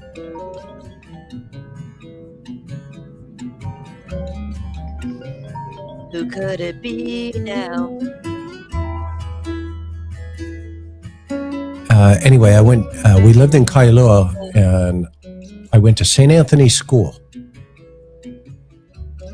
And I had all of these, at the time, my sister went to Kailua Intermediate, my brother, who's 7 years old. Now, I want to remind you, Mr. Understanding here has, publicly went hard for these streamers that got in trouble out there at Nancy Guthrie's yard, offered to help their lawyers in their constitutional battle that's about to take place. And people in the chat, I don't know if they're aware of the types of people, because they're not consuming that. They're just watching this guy, right? And it doesn't matter to me if they need to know all of the facts. But I support the constitutional battle because I don't believe that you can go and do that to people. I don't. because by God, like I said, if you're going to do that to them, you got to arrest Brian Enton and all the rest that are out there doing the same thing. It's just how they do it is the problem that a lot of us didn't like, right? But he's got people in his, what's his name? Alex comes into the chat like for 5 minutes. He can't handle a long, legit conversation. So it's like comes in, hey, I was like, oh, hi, Alex. And I don't know if any of them get it. So there's a danger in saying I support this without saying I don't support that, right? And again, people can go make up their own minds. If you want to go support it, but make sure you're doing it for the right reasons. Make sure you're doing it for the right reasons. Don't be that weird lady on the panel that can't remember victims' names and shit. Don't be foolish. Than me, and those of you who got a chance to meet him recently, he's an amazing individual. The singer of the Hawaiian song is in the playlist below of every video, so you can click on it. Takes you right over to their music. Oh, we got speed here. And, hold on, so I forgot. Anyway, that's where I got the Aloha Spirit. Oh, he got the Aloha Spirit. I think 7-8 years total. And we left when I was in 7th grade. Got to San Diego County. What happened? Uh-oh. Where'd you go? Hold on. What happened? Do they got like a YouTube cop that knew I was doing that? Hold on. Oh my God.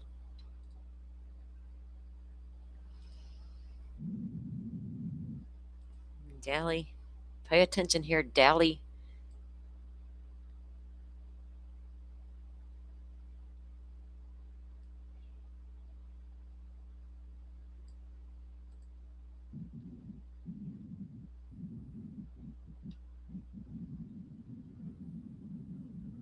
Hang on.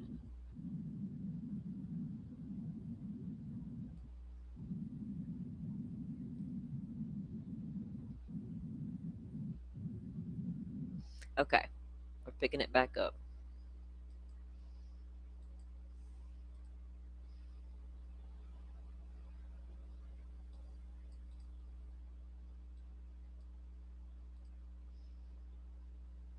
Seventh grade.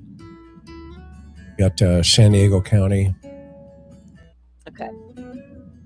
And that's where I picked up, the career. What the hell? 1982. But, my story is pretty Y'all, simple, hold on. actually, with, I had an experience where I was looking out my window and I saw this car pull up and try to basically get my son into it, our oldest boy, Ian. And I chased him down, man. And I couldn't get the license plate of the car, but I made a deal with God that if he gave me a chance, I would do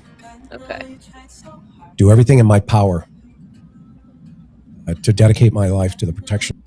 I don't know what's going on with that video. Okay, did y'all hear what he said? That he had the kid, and he saw somebody try to take the kid, and he chases him down. Like, what? Okay. Listen to his story, right? Don't act right, stupid thing. Hang on, Kat. What are you doing over there?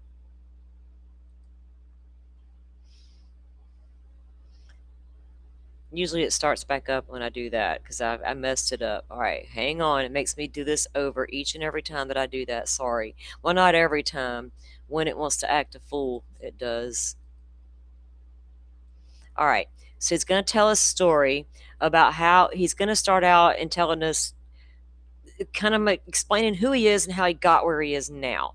And it's this real, y'all see.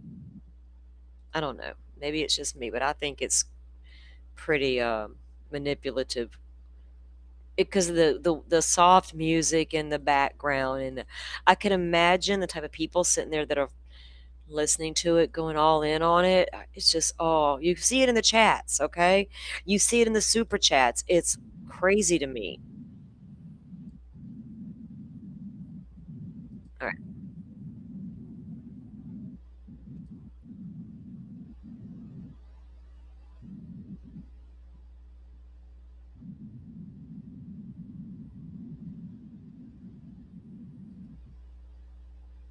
Okay. He's going to talk about this experience that he had looking out the window. I can only imagine. Was this experience real? I don't know. You know, I had an experience where I was looking out my window and I saw this car pull up and try to basically get my son into it, our oldest boy, Oh no. Ian. And I chased him down, man. Oh. And I couldn't get the license plate of the car, but I made a deal with God Oh shit. that if he gave me a chance, I would do everything in my power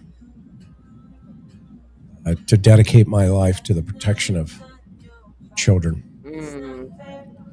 And that was the start of really how I got into the police academy and how my whole life just shifted. And that boy today is the chairman of the economics department at UNLV. He's a professor.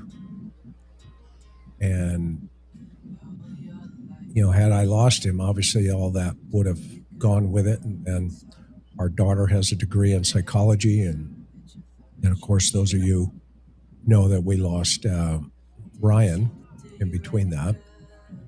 And then Karen was 3 months pregnant with Dylan when Ryan passed away. So essentially, I found myself years ago with Ian, our oldest. I made a covenant with God. I made a deal, and now I've been trying to my whole life. You know, the problem with people who come out, and I'm going to be brutally honest about this, in case it benefits people. Sorry for your loss, but they're in a better place. A lot of times we just say, yeah, we smile through that statement. Because without a doubt, that better place is right here next to me, but okay. And we know people don't mean anything by it. It's just what we say, right? I've always made sure I never said that to people.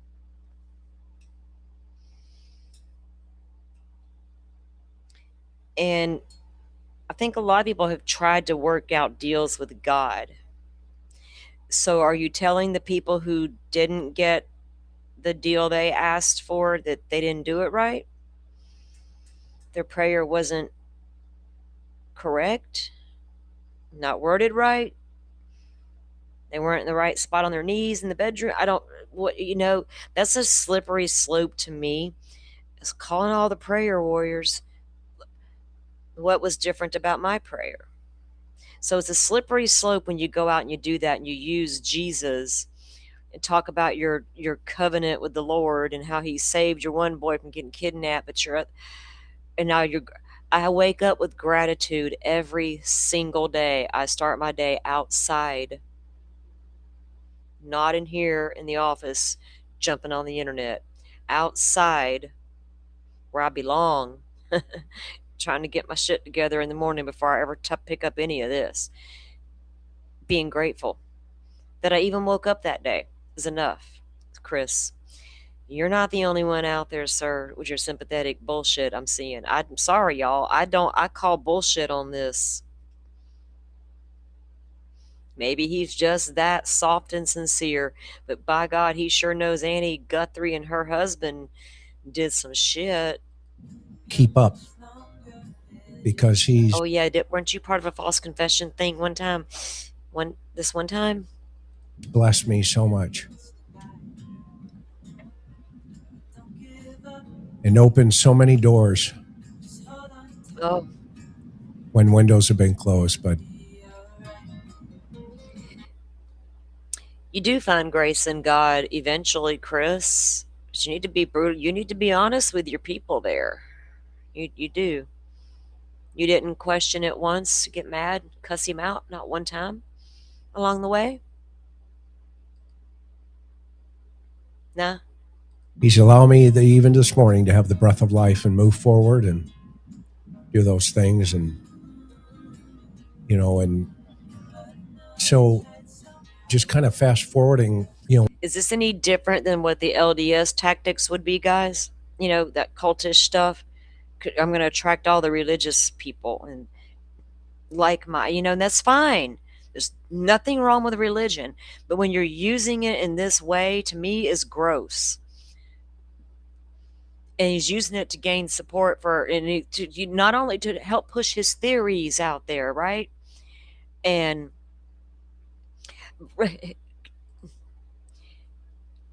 he's going to be out there mingling with them and getting their stories and all, but over there covering Nancy Guthrie, what was he calling them? Needle pushers? When I got in the law enforcement career, I started in 1982. Ah. I spent 2 years in patrol first, pushing responding to domestics, etc. Pushing a what? And then they pushing a, just responding to domestic stuff. You was pushing a what? Pushing the beat. You didn't like that peddling the street bullshit cop 2 year stuff? I want bigger and better. I'm no beat cop. transferred me into the vice division. I guess I looked young. At that time, I did look very young. And oh my gosh, talk about a draining job, spiritually draining job. But it also at the same time, I felt it was almost a piece of my calling. Oh, my calling. Because I got to work with, those folks who were on the street, suffering, and I got to hear their stories. No, his calling to see the street people and their suffering and hear their stories. But when he's covering Nancy Guthrie and he stumbles upon the homeless camp, Karen, stay in the car, the beasts are out, goes live and says they're pushing fucking needles and selling drugs in the parking lot. But okay, you're into their suffering and their stories though, right? How they got there, why they're there. No, Karen, stay in the car. There's homeless people everywhere. Learn about their life, how they got out there, why they're there. Most of them chasing drugs, most of them victims of abuse. And I worked, in the Chris McDonough of the Interview Room. Vice. Not trying to start a war with his peoples. Game for just over 2 years. And there was an opportunity to move over into the K-9 division, so I applied for it. I had to leave that job because it was just so spiritually draining. I mean, it was just crazy. Keith. I could tell you some stories.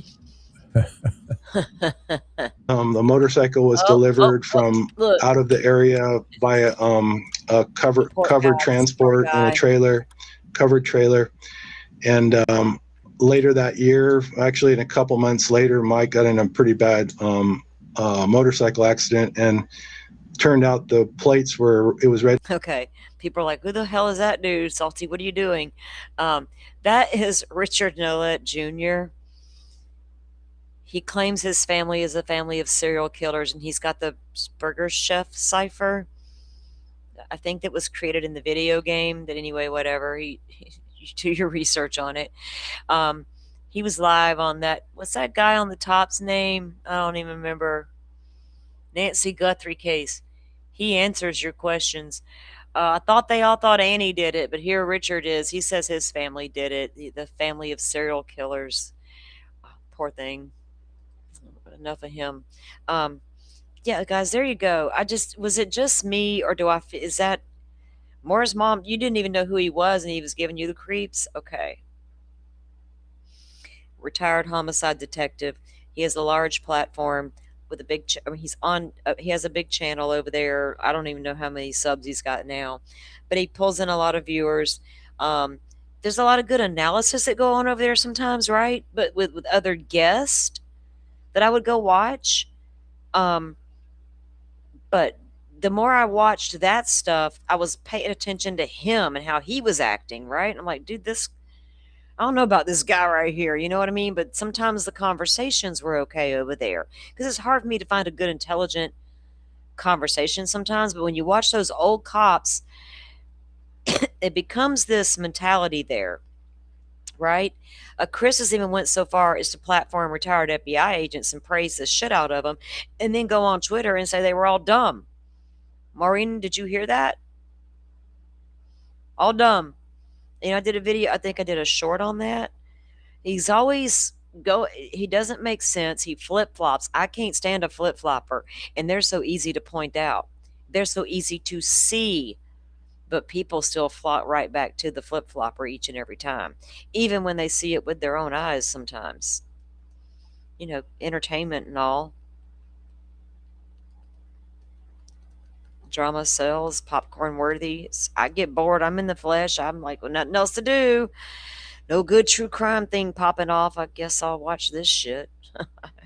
Laugh until I'm bored, and then I've got to go find something else mindless to watch. Once you see it, you can't unsee it. And, you know, it's just be careful out there with manipulation tactics. There's another platform out there or not platform, I don't know why I keep saying that word, but, you know, with these compelling videos, right, of stuff we talked about months ago. And the videos aren't that compelling. They're like, did I just waste my time watching that? I found myself doing that in Idaho 4. Watch this video. Watch that video. Oh, hell. Really? No. You know, maybe I'll show that. But I feel like if I start doing that, I'm turning it into creator wars instead of trying to educate the public about what we might be seeing as manipulation, right? And how do we get past that? I don't know how to do it without it starting all that. And I don't want any part of all that, right? Do y'all understand what I'm saying? So I try to make it as like it's across the board. People will use these types of tactics. It's not singling out one individual. And I don't know if they're just picking up on it and they're also adopting those things, or if it's just ego driven. With him, I think a lot of it's ego, no matter what he says. What is this?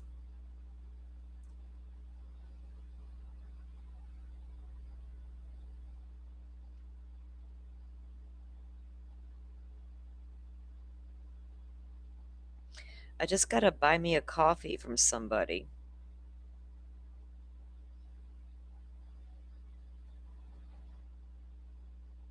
It's not showing who it was right now, though. That's wild. Oh, there it is. Oh, well, thank you. It says, thank you, at Salty. Happy birthday. Oh, well, thank you. My birthday came and went. It's past, but thank you so much for that. I appreciate you.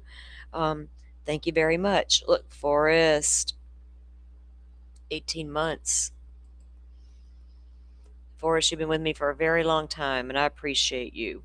You know I do. I hope you do.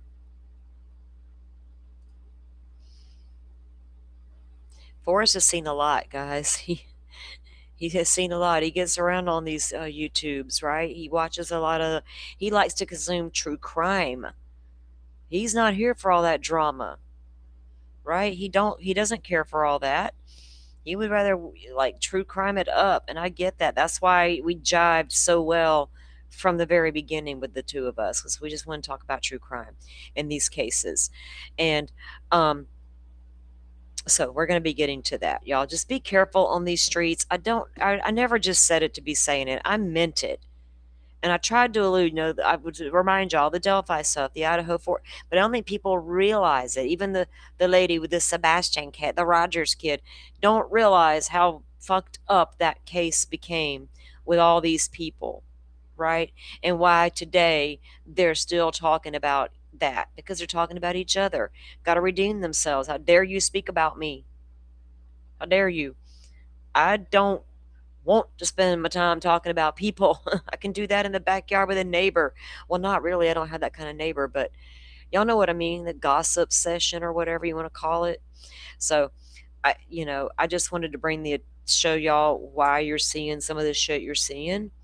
I don't intend to cover it anymore or go on and on and on about it. I don't care what's going on with the odds and ends of their court cases. I don't.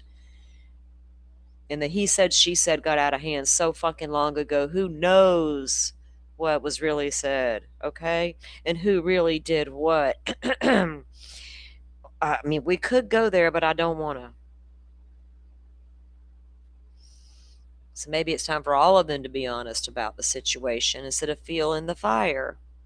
I don't know what to do about it. It's not my business. All I can do is show the community what's going on, try to stay in our lane, do us and do these cases. And don't forget the victims. I don't think any of these community members here would forget the victims' names. There's times I'll be like, what was that one case and that name? Because we cover so many cases, right? But for that one lady just to come into true crime today and find out she needs to create a Twitter account so she can watch out what's going on out there, being mean to Alex and all that nonsense. She's got to keep an eye on it, go on a panel, tell them all that everybody needs to be banned, don't have the right to say a word, and can't recall the victims' names. That's bullshit. Get out of here. We don't need you in this space acting like that. If we'd stop looking at it and consuming it and feeding it and fueling it, does that make it go away? I don't know. I don't know, y'all. It's a crazy world we live in. It's a crazy world. Forrest is your chat buddy. That's right. Exactly. We're in many chats for years. We get around. That's right, Simi Sharp. You and Forrest do. I would see you all over the place, right? I would see you in a lot of different places. I don't get out as much as I used to.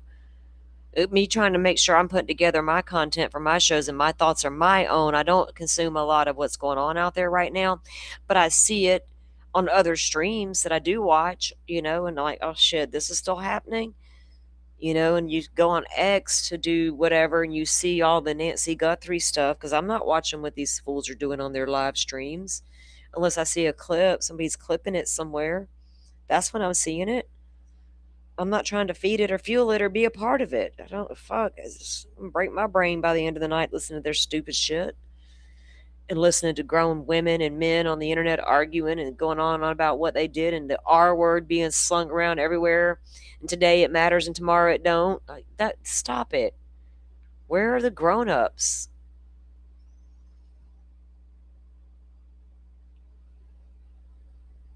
Hurting people is not content. It's not. And you should really do your homework about who you're about to go hard on supporting, you know what I mean? You really should. Do I want to go all in on this person? Oh, fuck, I better do my homework. How stupid would I have looked if I'd have come out here and went all in on Joe Schmo and told all of y'all, oh, he's just a nice guy. He got duped by the Lauren Matthias. He was just being nice and helpful and friendly. I saw all the shit behind the scenes that asshole was doing. Because I did talk to him behind the scenes about fucking doing the shows. And he starts telling me shit about his show channel and Kresha and their what they were doing, and I was picking up on things. It was weird. So yeah, when I saw that going down behind the scenes and I was privy to it, guess who came out here and called that shit out right then and there? Yeah, I didn't play messy behind the scenes bullshit. And I don't ever intend to. Because that's not fair to my community. And it is certainly not fair to the victims in the cases when what happened to them is bad enough. And it's even worse when the person who did it ain't caught or brought to justice, right?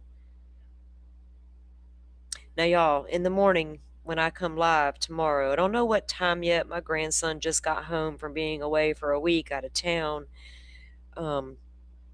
He kept coming in tonight because he's missed me, right? I've missed him. So I'm probably going to spend some time with him in the morning. But I'll come back at some point. I want to get into a little bit of that Lori Vallow, Colby Ryan exchange because it just drives home the seriousness of this stuff. And it's not to give Lori Vallow any attention or light to Lori Vallow. Don't take it that way. I compartmentalize things and I have no feelings in this shit. The second my feelings control what I'm doing, I gotta stop. I understand what the families are going through. And when I first saw that interview with Colby, my heart went out to Colby, but my heart broke for Kresha. Because I knew she was going to end up seeing that, and I don't know how she was going to take it or respond to it or feel about it or any of those things. So being respectful of them, I also want to be respectful of Colby. That's his mother, right? He wants certain answers. But her reaction to Colby is what is intriguing to me from a psychological standpoint of killers, right? And how do we spot this stuff in the future? Can we? What are the red flags we can see from it, right? Those are the things people should explore when they're unpacking these kind of cases, in my opinion. That's what I like to look at. What can we learn from it if we're going to talk about it? Besides all the gruesome details, right?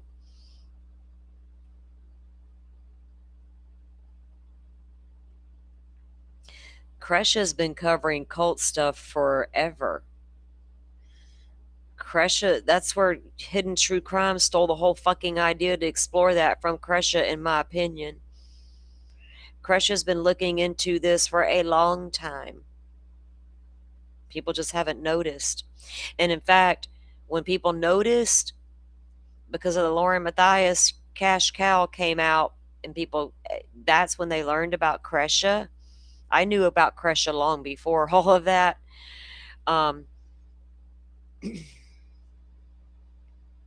Yeah,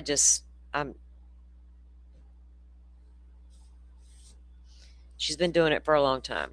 So when people saw what Kresha was doing over there, exploring the cults, they wanted to refer her to the Delphi case. Please stop it. Because they're completely different and separate. One's about religion, LDS, remember? Well, one's about Odinism in the woods. Totally fucking separate.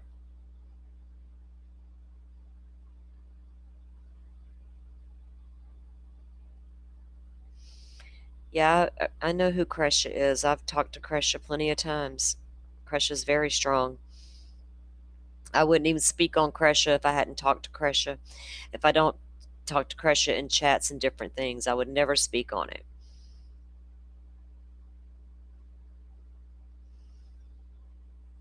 Long before Lauren Matthias happened, Kresha was doing shows with Joe Schmo. Joe Schmo was a friend of ours. I co-hosted here with him and on his channel, and he was co-hosting shows with Kresha, unpacking the cults before Lauren Matthias and HTC bullshit popped out. So I'm well aware.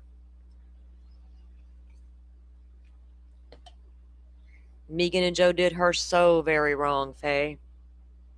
So wrong.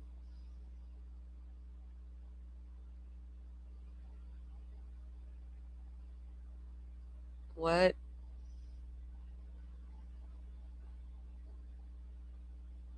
What? Who did what? Faye, she is. How rude. What happened? Somebody reviewed the thing? Colby's interview? I'm confused. You know of Joe. Yeah, well, a lot of people do. You know of Joe because it's been spoke about probably on other channels, other platforms, other live streams before. I got a show somewhere on my playlist or on my live list. I'm not the best creator, y'all. I don't have one of those fancy producer ladies or producer person. Let's not be gender specific. I need a person. I don't have a person to do all that back end shit for me. I don't like to do. I don't like clocks and calendars and back end bullshit. I draw the line. I have boundaries, man. I have boundaries. Trish streaming Colby. Was she streaming it live? But she was already reviewing it earlier. Yeah, I know. Well, he's already got part 1 and part 2 out. So he's not live with it. But she should let it like veg there for a minute, people go over there. In fact, one of you mods, if you can drop Colby's link into the chat, if y'all want to go review that, you can. I'm not going to play that tonight. It's a lot. I don't want to get into it tonight. It's getting late. I'm getting tired. I want to go chill now. This icky stuff's a lot, right? Icky.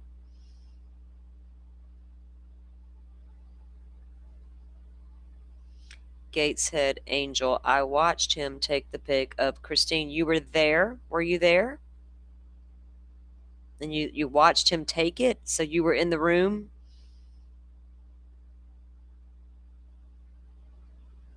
I have questions if you were. Let me know in the chat if you were actually in that room when he took that picture. I might require a list of all the attendees around the room that you can visually recall. Don't ask why, just... You want to go be a troll? Nah. Oh, when? I go in under my actual name. They're going to say what they're going to say, but I'm damn well going to say what I'm going to say. You're going to know it was me. I ain't hiding. I did that over there at Trisha's. Remember, they tried to... Megan spoke up for her. Jay played it. Oh, yeah. Okay.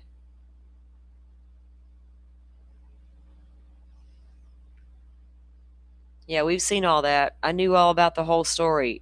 Trust me, I was quote-unquote friends with Joe. I heard about it all. I know. The dude was telling me everything and all the business behind the scenes for a fucking week leading up to it. Me telling him, go out there, dude. Go, dude. You need to go out there. You need to get out there. You need to get... Dude, you're looking real stupid right now. What are you talking about? He wouldn't do it. Instead, they wanted to throw Crusher under the bus. So I if you watch my stream, you'll get it. You'll get it. I already know. Preaching to the choir over here. I got to go keep my eye on the Gulf of Mexico. Something's trying to pop off out there in that bitch. She getting crazy and cranky. She's like, it's hurricane season, man. It's July. In the middle of July. Things get quirky out there in the Gulf. Tropical season and all. So I got to go take a look at the weather and make sure we're good. When all else fails, go to the weather. Other than that, I don't look. If I don't have a threat of a storm, I could care less.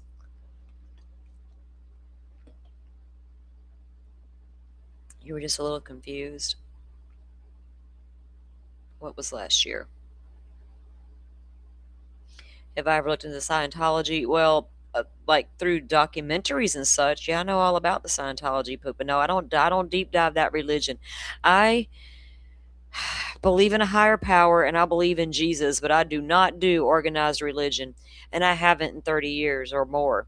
So y'all are preaching to the choir about all that. But yeah, I don't deep dive religion over here or the politics. I already know. So I don't wanna. It's icky. Don't want to do it. Is your comment muted?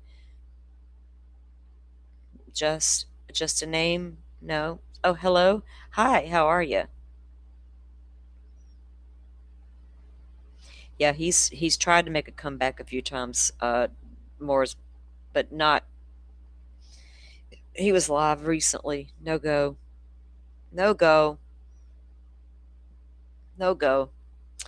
All right, guys, I'm gonna go. I appreciate y'all coming in. I just, really got aggravated over the weekend. The drama was funny for a little while and all that. And then I saw the interview with Lori, and it just brought me right back down to reality again, right? Victims. And then I saw that clip today, watching nonsense for a little bit, catching up on what the freaking drama was about, and saw that lady going about, oh, that Rogers kid. Excuse me, ma'am. You got my attention now, heifer. That bothered me. Out of all the drama I sat there and watched in that whole show, that right there bothered me the most. And damn sure wasn't the dog fight between these people. It was that one lady, Nancy Grace, and that Rogers kid. That's all I needed to know about them drama fuckers. All that shit. all that nonsense. Oh, not her. She's actually cool. Becky's always been the most. If I ever reviewed any of that stuff, I would go watch her. Like, I didn't even keep up with none of the stuff. But if occasionally I was bored, Butterfly, if you're still here, we watched a couple of things here and there because we were tracking what the fools we knew were fucking this case up in the beginning were doing a little bit here and there, right? So there you go. I'm going to get that uploaded, Simi. We're going to do us a little video. So when I take my little intermission breaks, like we'll take a page out of the Shorty playbook and we'll do like a little intermission when I need to go to the bathroom and take the puppy out real quick. Half time going to smoke a cigarette outside. Take the puppy with me. I'm not hiding who I am. That's right. Nancy Grace is just fine. She's a tough lady, right, Keith? Ain't nobody kidnapping her ass because she gonna beat the shit out of you. She ain't got no cane. No, just come at Nancy Grace. She's good. She's good. Nancy Guthrie is missing, right? That poor old lady. I don't know, y'all, if you'll ever find her. What happened to Miss Nancy? Who the fuck took her from that front porch and why? I don't know. I'm stumped. I don't know if I should believe ransom gone wrong. Deranged person did it for shits and giggles. I'll show you, Savannah. I don't know. I think it's wild as hell. But then again, Sebastian Rogers is still missing after all this time. Madeline Soto was found murdered by her stepfather, or her mama's boyfriend, rather. All right, y'all hold space for the victims. All right, we'll keep updated on the cases we're following. Lindsay Clancy had a final pretrial hearing today, I think. I haven't reviewed it yet. Y'all heard me mention that case the other day and talk about it, possibly covering it. Waiting on some other stuff to happen this coming up. I think I gotta look at my calendar. Actually, there's a couple of things coming up we got to keep an eye out for. Some trials about to start and things like that. And we have the documents in the Idaho 4 case. And I wanted to go over the ones about the expert witnesses, because why that's important to me, we didn't get a trial. And if we had trial, guess who would have been testifying in that case that would have made all the difference? The expert testimonies. We weren't going to bank shit on Molly, the DoorDash driver, or the surviving witness, Dylan Mortens's testimony. They were going to get annihilated on the witness stand. And I think both parties probably agreed pre-trial how to handle those two, because I don't think Ann wanted to come off like a total ass, especially with the young victim, surviving roommate. But the experts would have made, look at the Karen Reed case and the experts, right? How that got. So the experts always pique my interest immensely, because a lot rides on them. And you can say Turvey's bullshit all we want, right? But what would a jury believe? Look at our jury pool. I'm just saying. Look across the YouTube streets and you see America's jury pool. So we don't ever know what way it's going to go. We never know. All right. With that said, y'all go have a good night. Thank y'all for coming and hanging out with me and keeping me company on this Monday night. It's actually been fun to do this on the evening without me feeling like I'm exhausted.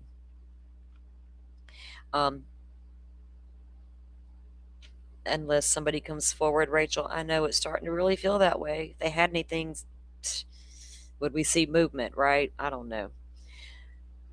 I think we would see some sort of movement if they actually had something to go on. I think they got grainy stuff. They got grainy footage, maybe. They got, if there's no phone data at all to be had, not even a really good number out of the geofence warrant to look at, because they looked, believe me, they took advantage of that geofence warrant and looked at all them fucking phone numbers. Who had the most suspicious activity? Did they follow any leads? We don't know. I'd love to see some of that investigation part, right? I would love to see that part of it. But maybe we will one day. Who knows? All we can do is hope that they do get a lead. And I think it will take somebody coming forward, but what if This is a loner, people. Or, you know, if they're a little group in another country, we're never going to catch them. No one's ever going to come forward, not even south of the border dude, right? Fake ass dude. He said bye-bye real quick when the FBI says, hey, you're fake. But the other letters, the first two, maybe not, probably not. Hasn't Harvey went silent on that dude by now? Yeah, he's gone. He pieced out real quick again, didn't he? He didn't want to give up them coordinates to that phone with the information of who took Miss Nancy.